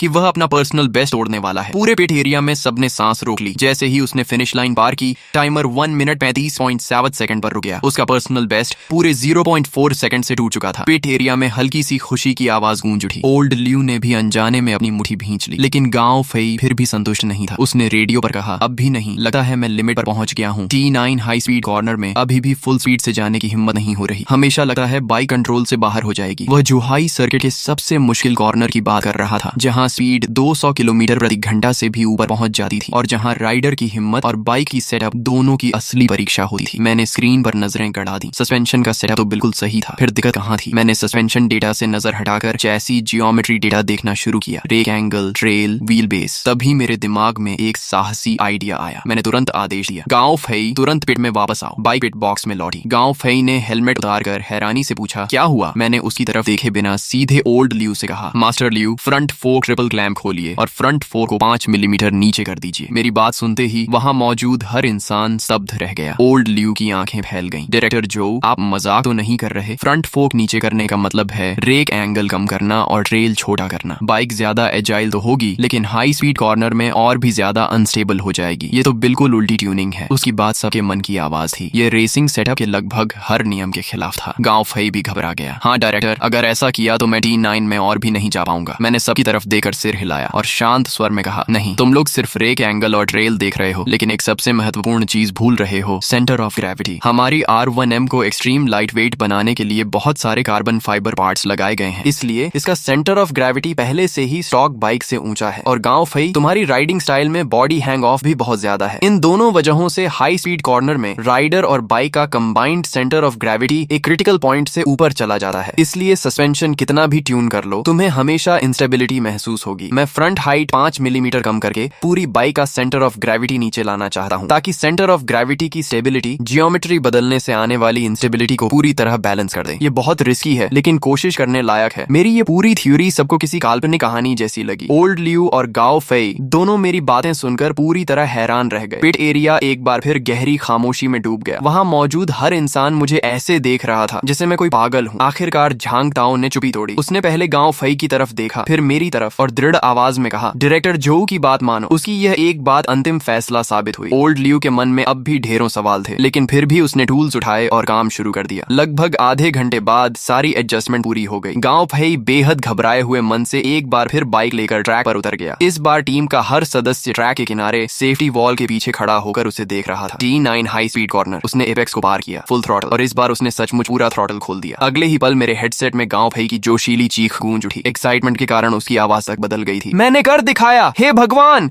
ये बाइक तो कमाल की स्टेबल है, ऐसा लग रहा है जैसे रोड से चिपक गई हो। पूरे पिट एरिया में जोरदार तालियों और खुशी की आवाज गूंज उठी। उसी समय डेटा सेंटर से भी रिपोर्ट आई, latest lap time 1 minute 34.9 second. हम आखिरकार 34 सेकंड के अंदर पहुंच गए। ओल्ड लियू ने खुशी में अपने हाथ की स्टॉप वॉच वहीं फेंक दी और दौड़कर मुझे जोर से गले लगा लिया। डायरेक्टर जो, आप तो सचमुच जीनियस हैं। जुहाई टेस्ट की इस शानदार सफलता ने रेसिंग टीम में मेरी ऐसी प्रतिष्ठा बना दी जिसकी कोई बराबरी नहीं कर सकता था। अब मेरी किसी भी बात या फैसले पर कोई सवाल नहीं उठाता था। ओल्ड लियू मेरा सबसे भरोसेमंद साथी बन गया था। मैं अगर पूर्व कहता तो वह कभी पश्चिम नहीं जाता। गांव फई तो मेरी इतनी इज्जत करने लगा कि हर समय मुझे भाई जो कहकर ही बुलाता था, मानो हम वर्षों पुराने दोस्त हों। पूरी रेसिंग टीम का माहौल पहले से कहीं ज्यादा एकजुट, उत्साह से भरा और जोश से लबरेज था। आने वाली नेशनल सुपर मोटरसाइकिल चैंपियनशिप को लेकर हर सदस्य पूरे आत्मविश्वास और उम्मीद से भरा हुआ था। रेसिंग टीम के बेस पर लौटे ही मैंने तुरंत पूरी टीम की मीटिंग बुलाई। मीटिंग में मैंने आधिकारिक रूप से अपनी data driven racing team management की सोच सबके सामने रखी। मैंने इंटरनेट कंपनी में प्रोजेक्ट मैनेजर रहते हुए जो एक्सपीरियंस हासिल किया था, उसे रेसिंग टीम के मैनेजमेंट में लागू कर दिया। अब हर ट्रेनिंग सेशन और हर रेस को एक अलग प्रोजेक्ट माना जाने लगा। रेस से पहले हम ट्रैक की विशेषताओं के आधार पर डिटेल्ड डेटा सिमुलेशन और स्ट्रेटेजी तैयार करते। रेस के दौरान मैं पीछे डेटा सेंटर में बैठकर रियल टाइम डेटा एनालाइज करता और राइडर को बिल्कुल सटीक इंस्ट्रक्शंस देता। रेस खत्म होने के बाद पूरी टीम मिलकर डिटेल्ड रिव्यू करती, ताकि हर डेटा और हर एक्सपीरियंस हमारे नॉलेज बेस का हिस्सा बन जाए। टाइमिंग टीम प्रॉब्लम को लोकेट करती, मैं डेटा एनालाइज करता और फिर पूरी टीम मिलकर उसका सबसे सही सॉल्यूशन निकालती। इस बिल्कुल नए वर्किंग मॉडल ने टीम के हर सदस्य को हैरान कर दिया। प्रक्रिया पहले से ज्यादा डिटेल्ड और कॉम्प्लेक्स जरूर हो गई थी,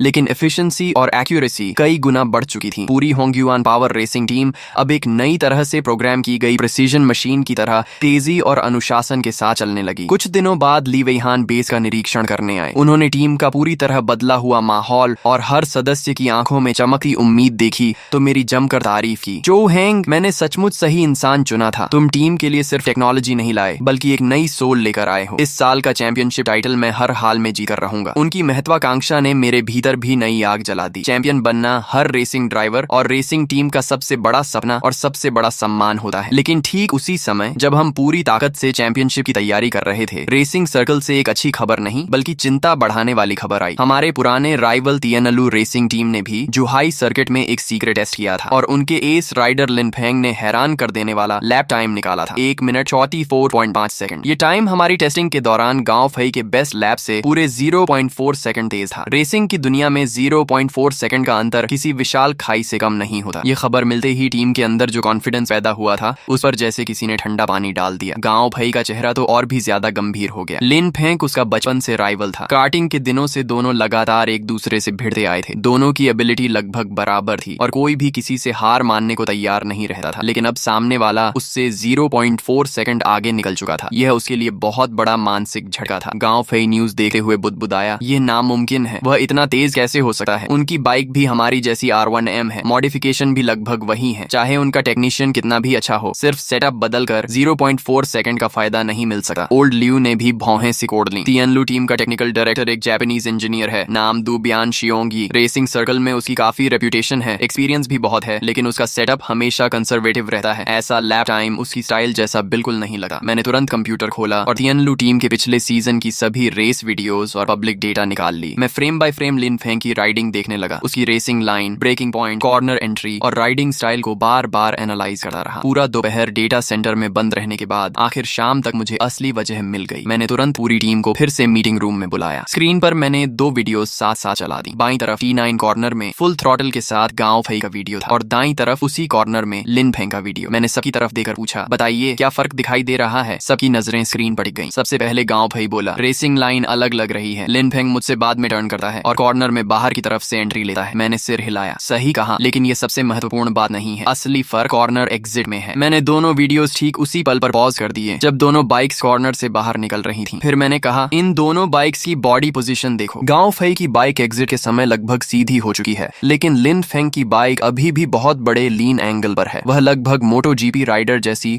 लार्ज लीन एंगल टेक्निक का इस्तेमाल करके इस हाई स्पीड कॉर्नर को पार कर रहा है। इस टेक्निक की वजह से वह कॉर्नर के अंदर ज्यादा स्पीड बनाए रखता है और एग्जिट पर उसे बहुत बड़ा एडवांटेज मिल जाता है। मेरी बात सुनकर पूरी टीम को असली वजह समझ आ गई, लेकिन गांव फई का चेहरा और भी भारी हो गया। उसने धीरे से कहा, यह टेक्निक मैंने भी ट्राई की थी, लेकिन मैं कर ही नहीं पाया। जैसे ही स्पीड बढ़ती है और लीन एंगल ज्यादा होता है तो बाइक का रियर तुरंत स्लाइड करने लगता है। उसे कंट्रोल करना लगभग नामुमकिन हो जाता है। यह अब सिर्फ व्हीकल सेटअप की समस्या नहीं रही, बल्कि फिजिक्स की लिमिट है। मैंने गांव फई की तरफ हल्की मुस्कान के साथ देखा और कहा, हाँ, सामान्य परिस्थितियों में यह सचमुच फिजिक्स की लिमिट है, लेकिन अगर उस बाइक पर ऐसी कोई ब्लैक टेक्नोलॉजी लगी हो जिसके बारे में हमें अभी तक पता ही ना हो, तब मैंने अगली स्लाइड खोली। वह एक हाई रेजोल्यूशन फोटो थी जो न्यूज रिपोर्ट से ली गई थी। फोटो में लिन फेंग की रेसिंग बाइक पिट एरिया में खड़ी थी और उसके साइड पैनल पर लगा एक छोटा सा सिल्वर बॉक्स मैंने लाल घेरे से मार कर रखा था। ओल्ड ल्यू पास आकर बोला, ये क्या है? मैंने जवाब दिया, मैंने इसकी काफी इन्वेस्टिगेशन की है। यह इटली की मैक्ट्रॉनिक कंपनी द्वारा हाल ही में विकसित किया गया 6th generation traction control system है। इसके अंदर 6 एक्सिस जायरोस्कोप, GPS मॉड्यूल और कई इंटेलिजेंट सेंसर्स लगे हैं। यह बाइक के रियल टाइम लीन एंगल, एक्सेलरेशन और ट्रैक पोजीशन के अनुसार इंजन पावर को अपने आप एडजस्ट करता रहता है। आसान भाषा में कहूँ तो यह राइडर को कंट्रोल खोने की सीमा तक जाकर भी बाइक संभालने की ताकत देता है। मैंने आगे कहा, मैक्ट्रॉनिक ने तियानलू रेसिंग टीम के साथ एक्सक्लूसिव सप्लाई एग्रीमेंट किया है। इस पूरे सीजन में चाइना रीजन के लिए यह सिस्टम सिर्फ उन्हें ही दिया गया है। यह खबर किसी भारी हथौड़े की तरह सबके दिल पर गिरी। एक्सक्लूसिव सप्लाई का मतलब था कि टेक्नोलॉजी के मामले में हम पहले ही पूरी तरह पीछे रह चुके थे। कमरे में बैठे हर इंसान के चेहरे पर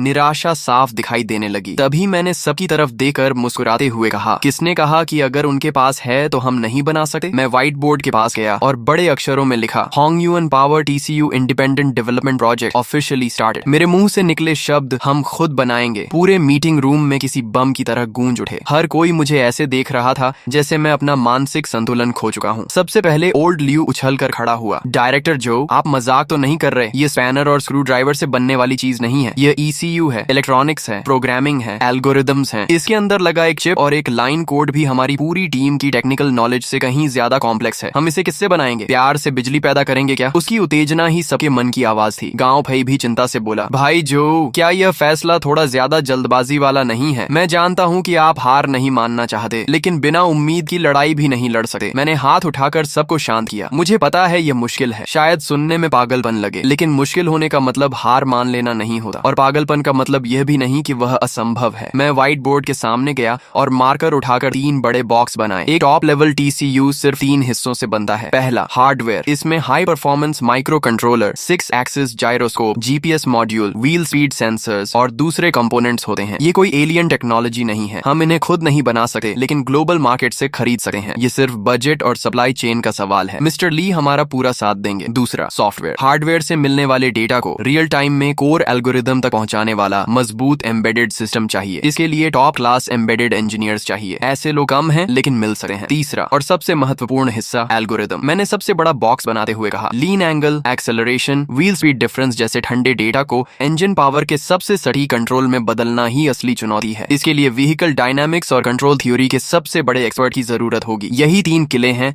जिन्हें हमें जीतना है। मैंने सबकी आंखों में देखते हुए कहा, वातानाबे कुमाइची मैक्ट्रॉनिक खरीद सकता है और हम नहीं खरीद सकते। यह नाइंसाफी है, लेकिन दुनिया कभी बराबर नहीं रही। रूल्स की शिकायत करने से अच्छा है कि हम खुद रूल्स बनाने वाले बन जाएं। मेरी बातों ने कमरे में बुझ चुकी उम्मीद की आखिरी चिंगारी को फिर से आग बना दिया। लोगों के चेहरों पर निराशा की जगह अब अलग अलग भाव दिखाई दे रहे थे, शक, घबराहट और सबसे बढ़कर वह जुनून जो इंसान को आखिरी सीमा तक लड़ने पर मजबूर कर देता है। उसी समय ली वेई हान ने मेज पर हाथ मारते हुए कहा, मैं तुम्हें शुरुआती बजट के रूप में 2 करोड़ युआन देता हूँ। जितने लोग चाहिए, जहाँ से चाहिए ले आओ। मैं बिना किसी सीमा के सपोर्ट करूंगा। मेरी सिर्फ एक शर्त है, सीजन शुरू होने से पहले मैं हमारी रेसिंग बाइक पर अपना किलिन हार्ट लगा हुआ देखना चाहता हूँ। चिलिन हार्ट, यही नाम हमने इस प्रोजेक्ट को दिया। चाइनीज मिथोलॉजी के पवित्र प्राणी चिलिन के नाम पर, जो स्पीड, विजडम और गुड फॉर्चून का प्रतीक माना जाता है। हमारा लक्ष्य था कि वेस्टर्न टेक्नोलॉजी बैरियर के सामने हम अपनी रेसिंग बाइक में एक असली चाइनीज हार्ट लगा दें। इसके बाद के दिन मैंने लगभग रेसिंग टीम में ही रहकर बिताए। प्रोजेक्ट मैनेजर के रूप में अपने पुराने एक्सपीरियंस का इस्तेमाल करते हुए मैंने पूरे रिसर्च प्रोजेक्ट को सैकड़ों छोटे छोटे टास्क नोड्स में बांट दिया। हर टास्क का ओनर, टाइमलाइन और डिलीवरी स्टैंडर्ड साफ तय किया गया। पूरी टीम पहले से कहीं ज्यादा स्पीड और डिसिप्लिन के साथ काम करने लगी। ली वेई हान ने अपने सारे कॉन्टैक्ट्स इस्तेमाल करके पूरी दुनिया से टैलेंट ढूंढना शुरू किया। कुछ ही दिनों में सिलिकॉन वैली में कई साल काम कर चुके 2 युवा एम्बेडेड इंजीनियर्स को भारी सैलरी देकर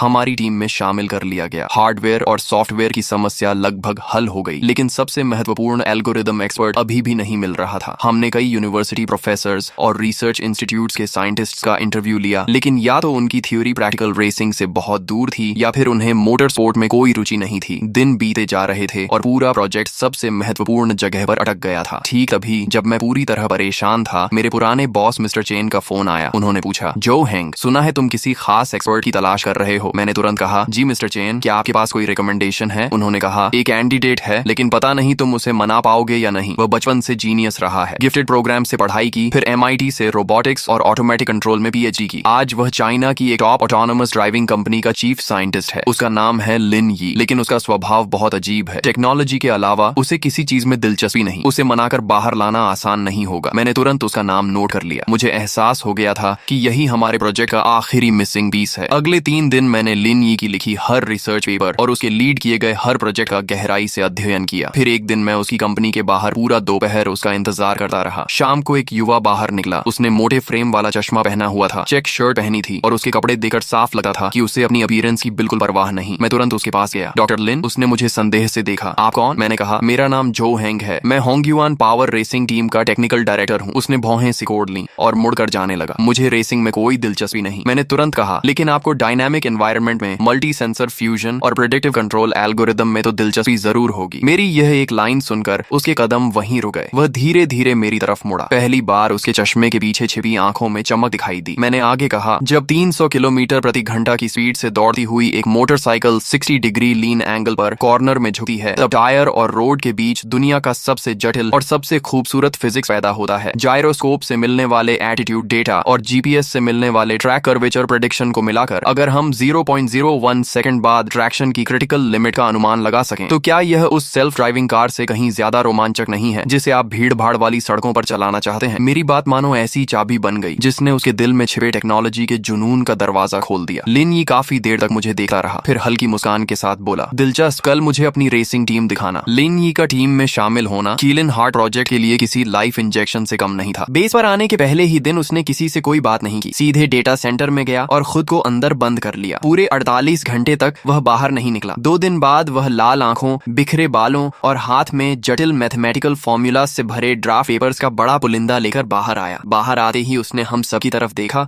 और अपनी जिंदगी की पहली बात कही, थियोरी के हिसाब से यह पूरी तरह पॉसिबल है, लेकिन इसके लिए हमें एक बिल्कुल नया मैथमेटिकल मॉडल तैयार करना होगा। ऐसा non linear adaptive control model जो राइडर और बाइक को पूरी तरह एक साथ कपल करके एक ही सिस्टम की तरह काम करने में सक्षम बना सके। लिन यी की बात हम में से ज्यादातर लोगों के सिर के ऊपर से निकल गई, लेकिन इससे हमारे उत्साह में जरा भी कमी नहीं आई, बल्कि पहली बार हम सब ने महसूस किया कि यह प्रोजेक्ट सचमुच सफल हो सकता है। किलिन हार्ट प्रोजेक्ट आधिकारिक रूप से सबसे कठिन डेवलपमेंट स्टेज में प्रवेश कर चुका था। लिन यी और दोनों सॉफ्टवेयर इंजीनियर्स एल्गोरिदम और सॉफ्टवेयर डेवलपमेंट की जिम्मेदारी संभाल रहे थे, जबकि मैं और ओल्ड ल्यू बाकी टेक्नीशियंस के साथ हार्डवेयर इंटीग्रेशन और टेस्टिंग में जुट गए। यह समय के खिलाफ एक असली रेस थी और इसकी कठिनाई हमारी कल्पना से कहीं ज्यादा थी। जर्मनी से मंगाया गया 6 एक्सिस जायरोस्कोप और अमेरिका से खरीदा गया माइक्रो कंट्रोलर अपने बॉटम लेवल प्रोटोकॉल पर एक दूसरे के साथ कंपेटिबल ही नहीं थे। दोनों युवा इंजीनियर्स ने लगातार 3 रातें बिना सोए काम किया, तब जाकर किसी तरह एक इंटरफेस प्रोग्राम प्रोग्राम तैयार कर पाए। दूसरी तरफ इंजन इग्निशन कॉइल से पैदा होने वाला high frequency electromagnetic interference GPS signal की एक्यूरेसी को बुरी तरह प्रभावित कर रहा था। आखिरकार ओल्ड लियो ने अपने वर्षों के एक्सपीरियंस का इस्तेमाल करते हुए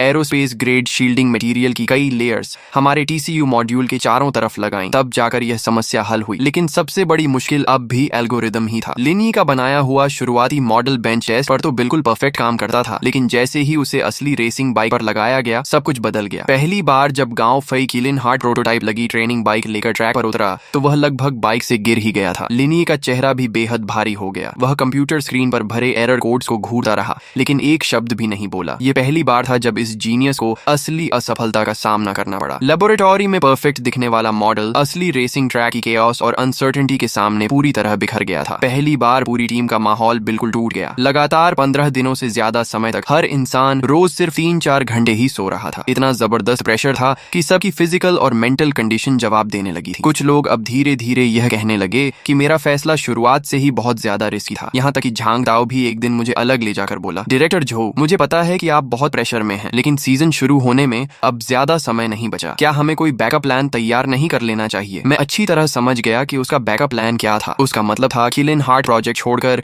फिर से पुराने जेनरेशन वाले टीसीयू पर लौट जाना। इसका मतलब होता कि हमारी महीनों की सारी मेहनत बेकार हो जाती और सीजन शुरू होने से पहले ही हम अपनी हार स्वीकार कर लेते। मैंने उसकी आंखों में देखते हुए दृढ़ आवाज में कहा, मुझे सिर्फ 3 दिन और दे दो। अगर 3 दिन बाद भी हम एक स्टेबल वर्जन तैयार नहीं कर पाए तो मैं खुद इस्तीफा दे दूंगा। मैंने वहीं अपनी जिम्मेदारी की शपथ ले ली। उसके बाद मैंने डेटा सेंटर से सबको बाहर भेज दिया। अंदर सिर्फ मैं और लिन ही रह गए। पूरी रात हम दोनों ने एक दूसरे से एक शब्द भी नहीं कहा, बस बार बार गांव फई के टेस्टिंग वीडियोस और हर क्रैश हर मिस्टेक के डेटा को देखते रहे। आखिर समस्या कहाँ थी? लिन ये दोनों हाथों से अपना सिर पकड़कर बैठा था और गुस्से में अपने बाल नोचते हुए बड़बड़ा रहा था। मॉडल गलत नहीं है, कोड भी सही है, हार्डवेयर सिग्नल कलेक्शन भी बिल्कुल नॉर्मल है, फिर आखिर क्यों ये हमारी बात नहीं मान रहा? उसे इस तरह टूटते हुए देखकर मुझे अचानक कुछ याद आया। मैंने तुरंत अपना फर्स्ट पर्सन राइडिंग वीडियो खोला। ये वीडियो मेरी निंजा H2 पर माउंटेन रोड राइडिंग का था। मैंने कहा, लिन ये देखो। मैंने वीडियो पॉज किया। कॉर्नर में एंट्री से ठीक पहले मेरा यह मूवमेंट देखो। ब्रेकिंग करते समय मेरा शरीर पहले ही कॉर्नर के अंदर की तरफ लीन करना शुरू कर देता है। उस समय बाइक अभी भी बिल्कुल सीधी है, लेकिन मेरा सेंटर ऑफ ग्रेविटी पहले ही बदल चुका होता है। जबकि तुम्हारा मॉडल तभी कैलकुलेशन शुरू करता है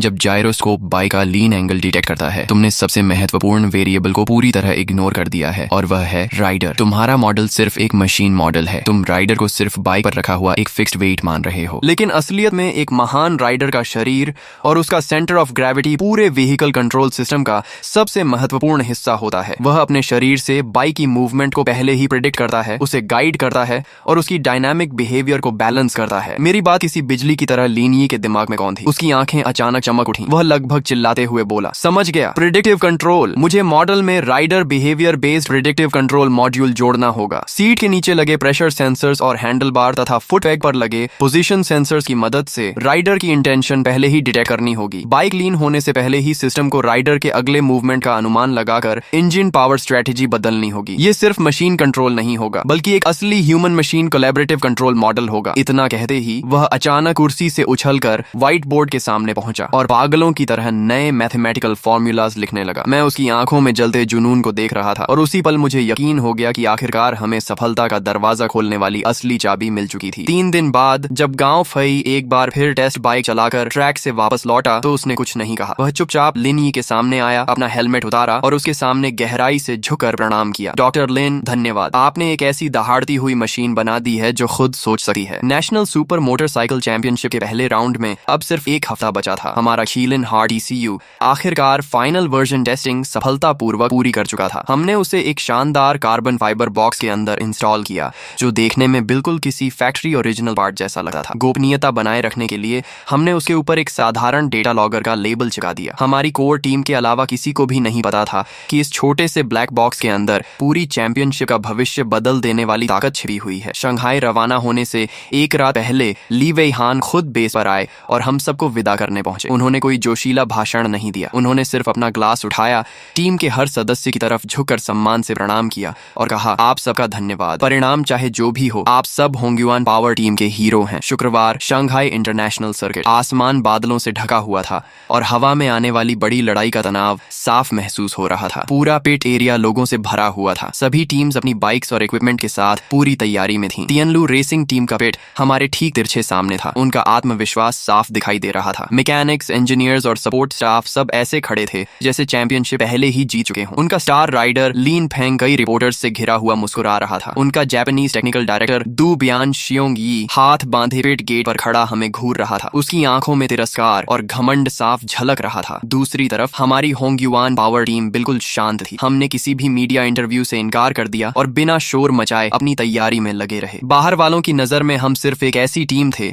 जो चैंपियनशिप में सिर्फ संख्या पूरी करने आई थी, मानो तियानलू टीम की जीत का बैकग्राउंड बनने के लिए ही मौजूद हो। सुबह का पहला फ्री प्रैक्टिस सेशन शुरू हुआ। मैंने गांव फई को मोड 1 इस्तेमाल करने का आदेश दिया। इस मोड में किलिन हार्ट बहुत हल्के स्तर पर काम करता था और उसका व्यवहार लगभग हमारे पुराने सिस्टम जैसा ही था। मैं इतनी जल्दी अपना त्रुप का पता दुनिया को नहीं दिखाना चाहता था। प्रैक्टिस खत्म होने पर गांव फई 5वें स्थान पर रहा। प्रदर्शन न अच्छा था न बुरा। दूसरी तरफ लिन फेंग ने उम्मीद के मुताबिक पूरे सेशन का सबसे तेज लैप लगाया, 1 मिनट 19 सेकंड। इस टाइम ने पूरे सर्किट को हिला दिया। तियानलू टीम के पिट में जोरदार जश्न शुरू हो गया। दू बियान शियोंग यी के चेहरे पर विजेता वाली मुस्कान आ गई। उसने जानबूझकर हमारी तरफ देकर चुनौती भरी नजर डाली। हमारे पिट में सन्नाटा था। ओल्ड लियू के हाथ गुस्से से कस गए, लेकिन सिर्फ मैं और लिन यी एक दूसरे को देकर मुस्कुराए। असली खेल अभी शुरू भी नहीं हुआ था। दोपहर का दूसरा फ्री प्रैक्टिस सेशन शुरू होने से पहले ट्रैक टेम्परेचर, विंड स्पीड और ह्यूमिडिटी लगभग परफेक्ट हो चुके थे। बाइक पर बैठने से पहले गांव भाई ने मेरी तरफ देकर पूछा, भाई जो